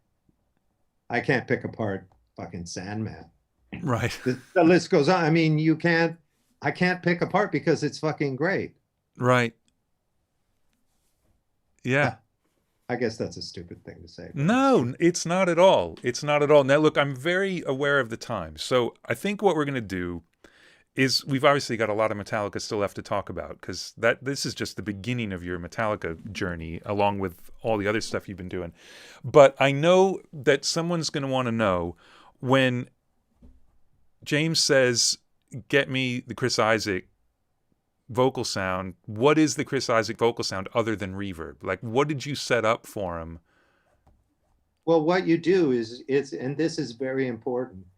It's like, we can talk about this further, but in that, what you do is you get what you consider the best vocal mics there are. So we set up, I think 6. I could probably, a 251, a tube 47, a 67, a C12 tube, even an 87, and a FET 47, okay? And an SM7. Yeah. Okay. Line them up. You record, he sings in every single one. You narrow it down to 3. And basically what won was the FET 47. Right. That's the one he liked. It had all with the, you know, when he got closer to the what is it called? The bottom proximity effect. Yeah. Yeah, the proximity. As soon as I said, you know, because he was singing back here, I said, get close to the mic, you know. And as soon as he heard the size of his voice with the proximity of the 47, it was just like, there it is. I love it. You know, and the plate. Yeah. You know, the plate didn't even enter the picture with everything else he'd done. Right. Right. Right? Yeah, plate I was... said, what's that sound? I said, well, that's probably a 140 or... Some people would argue that's what they put on the bass on the first several records, but we won't talk about that. It's just a joke. Just a bad joke that's going to get me in a lot of trouble, because you don't make fun of early Metallica records. You just don't do it. So There's nothing to make fun of. It is what it is. Those are no, great records. there's a great quote though from Jason Newsted, who was talking about how up until that point, the bass on the records really just wasn't there. It was the low end of the guitars. That was the low end of the record, and that with the Black Album, the bass instrument really became a thing on Metallica records, and it absolutely did. It's a big change. It is. It is a big change. I mean, Cliff, you could hear his parts, etc. But realistically, it was kind of, and where, that aspect of, I'm not I got to watch what I say, but basically, for the most part, the bass is playing the guitar riff. Yeah, Dublin, absolutely. I mean, that's a That's lots of that's bands it. do And that. then if he did something beyond that, but it's really, which is fine, and that works. Clearly, it works in a whole pile of situations. But like in pre-production, I said, how about this? How about, you actually play with the kick and it separates from the riff, and like, look what happens. And all of a sudden there was bass because it's not playing the guitar riff. And, the riff is, James's perfect guitar sound is all frequencies. Yeah. Like when he plays a single note, it's as fat as his power chords, right? Yeah. That's his sound. There's not a lot of room for bass. No, and the scariest right hand I think I've ever seen. That Terrifying. Yeah. Terrible. It's just like ridiculous. And all downstrokes too. Yeah. Yeah. Think about that. Anyway. Man. Well, look, do you mind getting into a little Q&A and then we'll come back for part 2? Yeah, that sounds good. All right, excellent. Yeah, we're good. Excellent. This has been pretty amazing. And we're like halfway down my notes. So, because we barely, there's a lot of stuff we haven't even talked about. So we'll come back for that. But I think Mark will, of course, he's on a delay listening to the stream, so it always takes him a second to get in here, and then we make fun of him for being slow, because that's what we do. There he is. It's Mark. Hello. Hi, Mark. Hello. How's it going? Hey, Good. This has been amazing. Absolutely amazing. People are freaking out in the chat, and everybody's happy to hear that there's going to be a part 2. So thanks for that, and thanks for taking the time to do this today. It's incredible. So we've got a lot of questions. So you just say, Right. you just say when you're done answering questions. Yeah. Cool. Okay. So I'll just jump off. So on for everybody who's watching on YouTube, Facebook, we are taking questions in our Crowdcast chat room. You can get there by going to puremix.net, go to features, live events. You'll see Andrew Talks to Awesome People. It's right there. You can submit your questions if you haven't yet, and we'll try to get to them as much as we can. So on Crowdcast, people have the ability to upvote each other's questions, and we always start with the most upvoted question. So that one today, as of right now, is from Mark Jones. Mark Jones is a fellow Canadian, he says, and hello as well. And he asks, with people having home studios, anyone can call themselves a producer or engineer. Major studios have shut down and mentorships have been lost. The days of standing in the back of the control room and watching and learning are gone and has been replaced by YouTube videos. Are they as valuable in your opinion? Thanks and much appreciated. That's a very good question. Unfortunately, what he says is true, that part of being in a studio and witnessing, for long periods of time that doesn't happen a lot. But I guess what I can tell you is that you can't, in terms of learning how to produce, make records, it's all about just doing it. I think, and that sounds like a simple answer, but it's not so simple. When I say doing it, you just have to kind of dedicate your whole life to being a part of it. And anything, like, I'm a sum of so many different situations. And what you have to do is get yourself in all those situations. Like, you should do it at home. When you get a chance to be in the studio, be in the studio. If you have to do something live, even if you're uncomfortable, just do it. Just immerse yourself in the art of recording and production. Just don't be scared to think out of the box as well.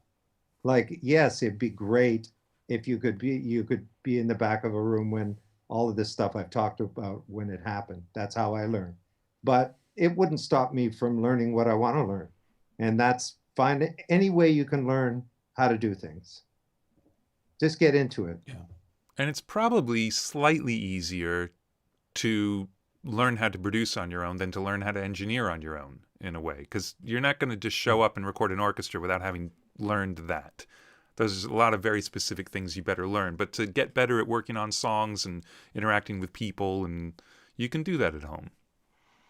You can do that at home. There's a lot of great things at home that can happen, but there's no during the whole COVID thing, you know, doing Zoom sessions and stuff was just not the same. But you know, I'm very old and I've been doing this a long time, and you know, all the musicians that I work with, like for instance, I just did some Bublé tracks, you know, and all of the guys that I know, none of us had been in a studio for 16 months.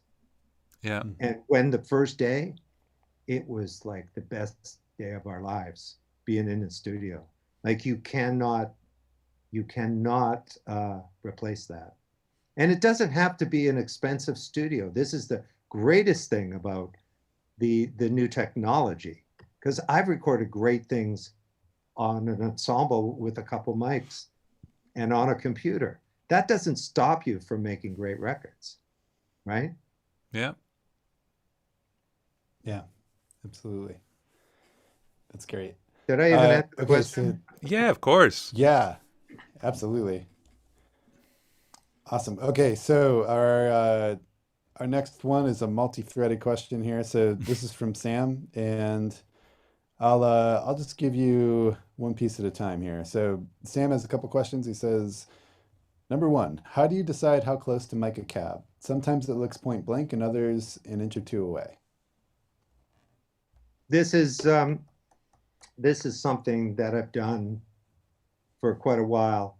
I think it's important that what I do, it's a really simple exercise, is I'll go out into the studio and I'll have the guitar player be in the control room, listening to the sound. I'll move the mic around and he plays constantly until I come to a spot where he stops playing basically. And basically what I'm doing is there's no rule. You can't measure it. You have to just move it around to find the sweet spot. You got to stay in a 4x12 cabinet. You got to find the best sounding speaker. And then you've got to move it around until it sounds great. And if you do that with a 57, okay, and a 421, and you bring them up on two knee strips, basically at the same level, you're basically 90% of a great guitar sound. If you take time to listen and move the mic around and find the sweet spot. Nice. I Awesome. used to duct tape those two together too, because then Yeah. there's no chance of messing that part of it up, and it's one stand. Yeah, it's hard to get a bad guitar sound if you use those mics, to me. There's lots of different mics you can use, but yeah. All right, part two. Awesome. And both relatively affordable too. Yes. Okay, number two, what's the process for deciding the settings on your master bus compressor to suit a particular tune for you? Really, you know, like the attack and release, that's, you know, I will admit that probably 15 years of my existence on SSL consoles, I don't think I really knew how to use the master bus compressor very well. But after many years of fiddling with it and really starting to learn about compression, especially over program material, you learn basically it's about the bottom end and the top, well, about the bottom end and the top end, but how much bottom you want to control. And really the slowest attack is probably the best, where the bass is going to come through, and the fast release. That's pretty much a pretty optimal thing if you want it to sound good. And then everything else is all about what I found with mastering engineers is when they compress, is they usually over compress to find the attack and the release, and then you'll really hear what it does to the program material. So you do too much and then back it off to where it sounds good. Awesome. Okay, next part is for the distorted rhythm guitars on the Black Album. Do you remember what you used for modulation effects? The distorted part, the main part, well, I mean,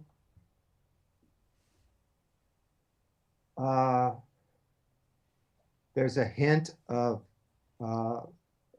basically the AMS DMX delay unit. You can get what's called a chorus strip. There's one right in front of me. That's an attachment to the original AMS chorus strip. I should say a delay. And so I put a slight delay and add that. And that's actually the sound of the clean guitars. And by the way, UA is releasing that in the upcoming months. They just announced it. Nice. Which is like, because I have about 4 of them and they're really hard to maintain. And so many people don't know about the chorus aspect of the AMS delay, but it's on everything I've ever recorded since probably when they came out. Wow. Because also for a lot of the clean, not necessarily on that record, but a lot of the clean sounds would be JC 120s or something, amps with the built-in chorus as well, right? Well, that has a certain chorus sound, and actually that's part of the clean sounds as well. So we use what we found is that the JCM 120, if you put EVs in it, you get rid of kind of the speaker distortion, and it becomes like a more beautiful chorus, right? So that's what we did. So that's what I do is you put EVs in the JC 120, you combine that with the DI, okay, James guitar playing for one. That would help. And then you use the AMS chorus delay. That combination is all the clean sounds on the Black Album and pretty much everything I've ever done. Nice. There you have it. Okay, next part is on Dr. Feelgood. How did you get the toms sounding that big on the title track? Well,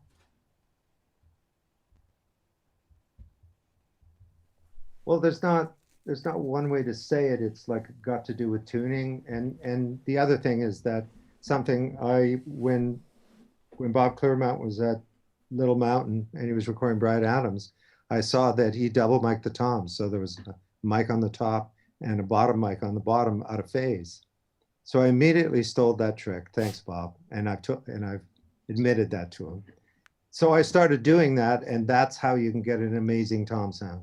Is you basically have, usually it's like whatever mic you want to use on the top and a 421 on the bottom, and you make a Y chord or you use 2 channels and you put it out of phase and you're halfway there, and it helps with the tuning, and then the rest is just EQ and whatever, how you hear it. But that's the main trick. Bottom head on?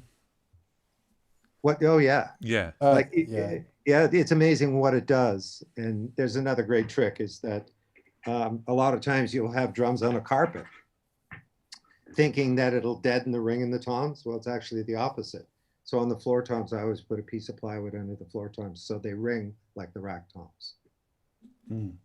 Interesting. They deaden like they Really? deaden the ring. Yes. And theoretically that should not work, but it works.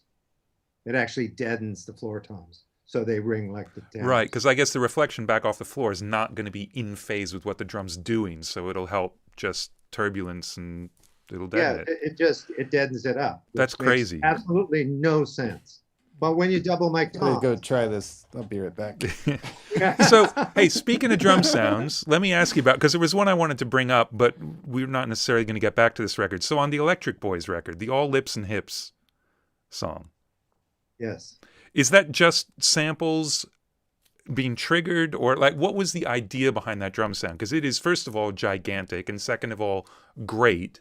And it put me in mind of the sort of the Dr. Feelgood thing, going for a hip hop drum sound in a way.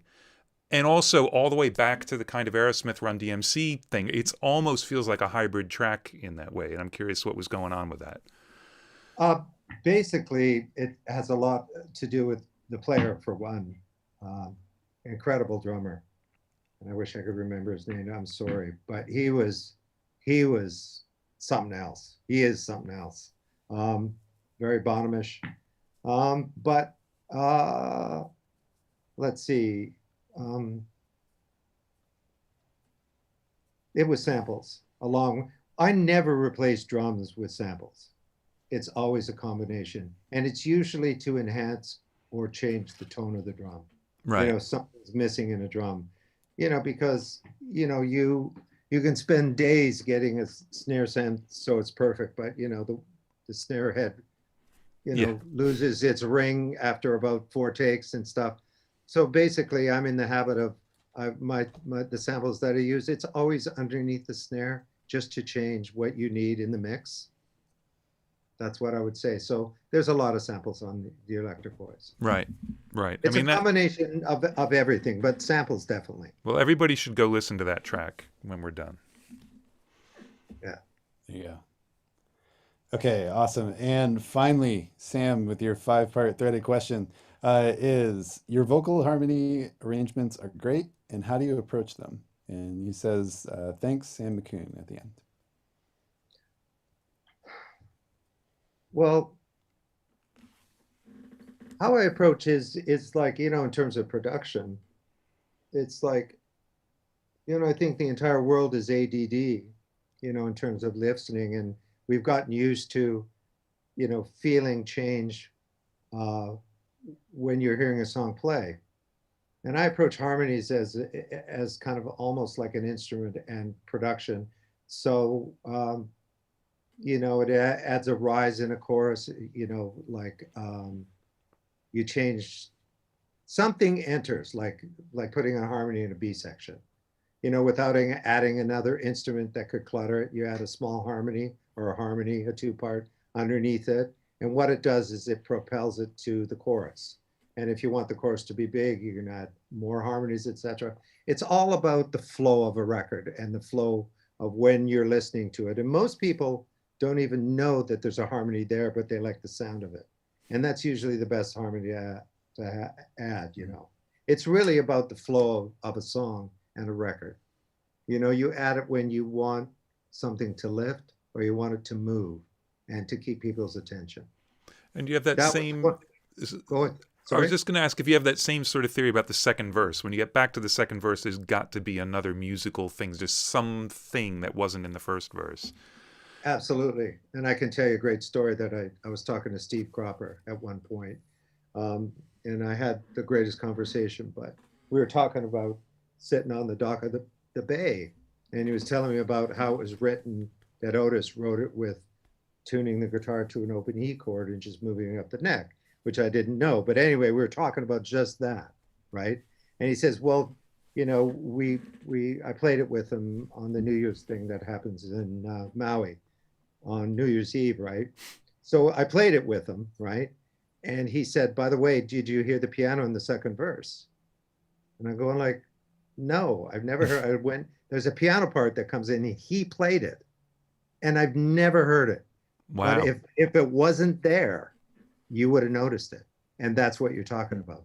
Yeah. Something that doesn't change what's going on, but because you added it, it helps it move. Like it's a feeling. There's a difference when you hear something and you feel it. Right. I'll tell you something else, that on the Black Album, that there's shaker on every song. You don't hear it, okay? But if you mute it on the console, because when I put shakers on the record, they were going like, we're percussion? And I said, so, and I can't hear it. And I said, well, yeah, but I'll turn them off. As soon as I turned it off, it changed the whole, the way it felt. Yeah. So the shaker adds that kind of the swing that you're hearing sad but true. But you can't hear it unless you hear it on headphones and really listen for it. Yeah. But if, you know, those are the things that I'm talking about. Same with harmonies. Right. You use it to move the song, not necessarily to gloss it over. Of course, you know, Queen does it in a different way, you know, but regularly. For me, the most part, it's really to move the track along. Right. The first Audio Slave record has percussion exactly like that, just very structural, but Lenny Castro gets inside of whatever drummer's groove he's playing with to the point where you don't hear it. But man, if you turn it off, yes, it just blows a hole in the groove. Not that, those drummers need it, but it really lifts it. Yeah. That's amazing. Okay. Awesome. Thanks for this question, Sam. Those are great. And just definitely. And way to stuff the ballot box, pal. What's that? Yeah. He asked like 19 questions in one question and got it upvoted. In one, yeah. So, yeah. It was pretty good though. Okay. Yeah, that was all one question. Yeah. So are you good for a couple more? So question. Yeah, I got about 10 minutes and then I got to go to work. Okay. Okay, great. Cool. Question number 2. This comes from Michelle, and he says, on the Black album, you spent a lot of time chasing the guitar tone. Number 1, what were you looking for? And number 2, did you fit the other instruments around it, or were you chasing the overall band sound?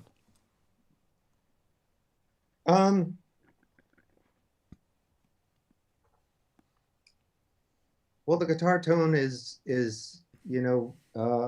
James is very strict about what his tone is, and once again he's got to hear what he hears in his head, and his big thing is that the guitar has to be, if he plays a single note, it's got to be as big as his power chords or fifths or whatever he's playing. So it took us a long time to be able to do that. And it was really about mic placement and finding the right balance of the mics and EQ, no question. But actually, what's interesting about the guitar sound is a couple things, is that there's this thing that James called crunch. And crunch, to me, was always kind of crunch in the top end, but to him, it's this bottom end bump where you hear the weight of when he mutes, and this frequency that's usually between 300 and 400. It's kind of like an overtone or a resonance. And it took us probably a week by moving the ambient mic, the 87, around the room that we built to find that 300 bump.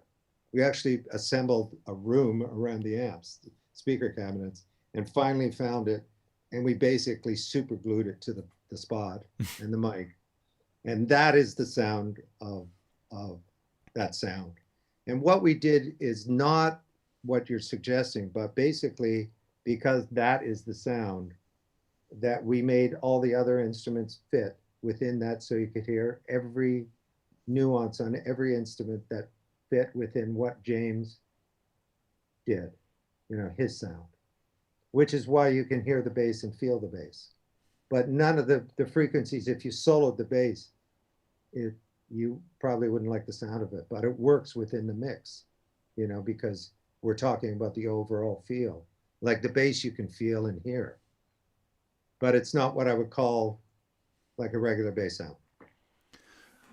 Well, let me ask the last question, because I'm going to ask the last question. So when you're taking that amount of time and you're building a room around the guitar amp and things, because I would be terrified of that, to think like, well, is this actually going to work? Does it ever occur to you that you're not going to get there in the end?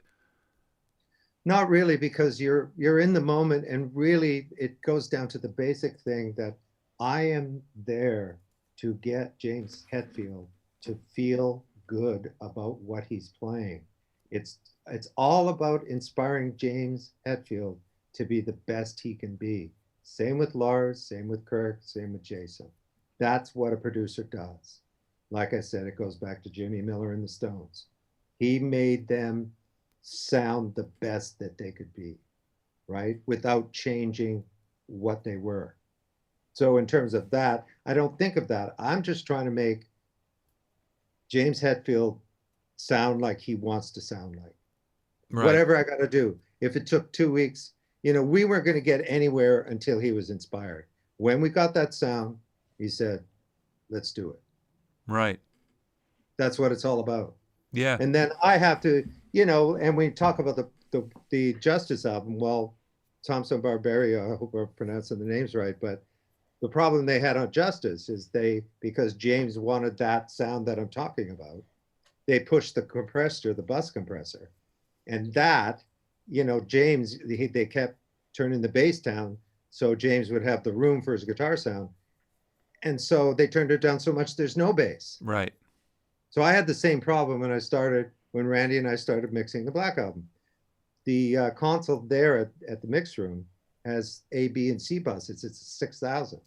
So I compress the drums like I normally do on the A bus, and there's no compression on James on the B bus.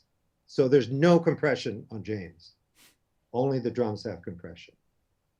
Right. And the bass. So that's the sound. There's no compression on James. So, but with the compressed drums, they could fit in within James and still be big. Right. But James's guitar wasn't going to drag the bass down with it. Exactly. You can hear the bass because the compression is not touching James's sound. Right. So there's all those beautiful, not a compressed guitar sound, right? There's so much room, but the size of the James's guitar sound is monstrous. Yeah, absolutely huge. But I just lucked out anyway. Well, it's more than luck, and I really admire the confidence because I know when it starts taking me a while in the studio, I get very self-conscious and I start to doubt whether I'm ever going to get there. But to just know, like, look, this could take 3 weeks, but we're definitely going to get there, and there's never a question about that. In the same way that once they made the decision you were making the record, there was never a question about that, and I love that kind of steamroller confidence, like we're always moving forward and we're going to get there, and it shows. Well, the other thing is like it's like James challenged me. Yeah, it's not good enough. Okay, motherfucker. Sorry. You can fucking swear all you fucking want. I'm just saying, it's like, I'll get you your guitar sound, and I did. Right. We did, but he was part of it. Yeah. That's the point. He was part of it. So he couldn't complain when he's, basically when he said, that's it. It was it. Right. And you had all those years of experience of like, how did Page get that sound? How, you knew how things reacted. Well, yeah, it's about the player, but the most important thing in all this is James is involved in getting his guitar sound. Right. So many people get their sound for them. You got to include the player. They're involved in the guitar sound.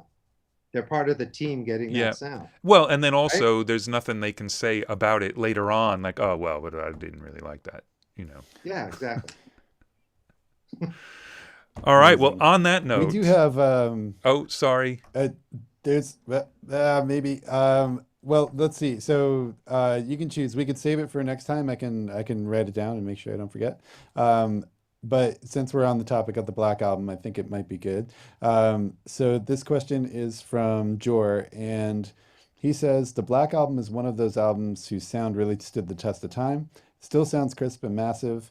How do you feel about it being remastered for its 30th anniversary? And in hindsight, what aspects do you wish could be improved upon in a remaster? How do you feel about remasters of iconic albums in general? That's from Jor. Now that's a very loaded question, don't you think, Andrew? Yes. Do you need to recuse yourself? Yeah. Well, yeah. Well, forget about the, how do you feel about people messing with stuff later on or whatever, but do you go back to a record like that and hear stuff you wish were different, or do you love the stuff you've done? Like, how do you feel going back to the Black Album and just having a listen? Do you have a listen? I do. I don't listen to it daily. I mean, I lived it. So, the thing is with time, I disconnected from any flaws that I knew were there. So now I listen to it and just enjoy what I'm hearing. Right. It's great. In terms of remastering and all that, I mean, sometimes it can do wonders. I love the remastering of Exile on Main Street, because I'm sorry, but it didn't sound very good when it came out on vinyl. It was hard to listen to. So that remaster, it's like, yes. But there's other stuff you go kind of, why? And I would just say, is there anything wrong with the way it originally sounded? I mean, people seem to like the sonics there. It did all right. It was a hot little number. You know what I back mean? then. We've all done things, Yeah. like, I mean, working for the weekend, one of the best mixes I did, my first kind of #1 single at a mix. And I've listened to it and I'm going like, I can't think of anything I would change, So, but, whatever. Yeah, yeah. And I think it's also, as you do more and more things, you start to separate sonics and technical things from your aesthetic. And that album is your aesthetic, and that'll never change, There's this great thing. Speaking of working for the weekend, I was working with this band. They're called Cadillac 3, but they were called American Bang, and I was mixing it at home maybe 5 years ago. And I compared working for the weekend to what I was doing. And it's sonically perspective, it's exactly the same. So either I haven't learned anything or that's the way I hear it. Yeah. Do you follow me? Yeah. That's the way I hear Yeah. it. So it's like the Black Album. Sure, you can remaster it, but the way I heard it is actually how it was mastered. Well, You time know to what I get the Oratones out then. I think it sounds good on Oratones too. Yes, I'm sure it sounds gigantic. All right. On that note, we're going to let you go, but I will schedule a part 2, Sounds good. which will be fantastic. Mark, thank you so much. So just because Bob's And got to go, that lasts- this is where we awkwardly wave, and I'll mute the microphone and switch to the thanks for watching. So thanks, everybody. Good to be back.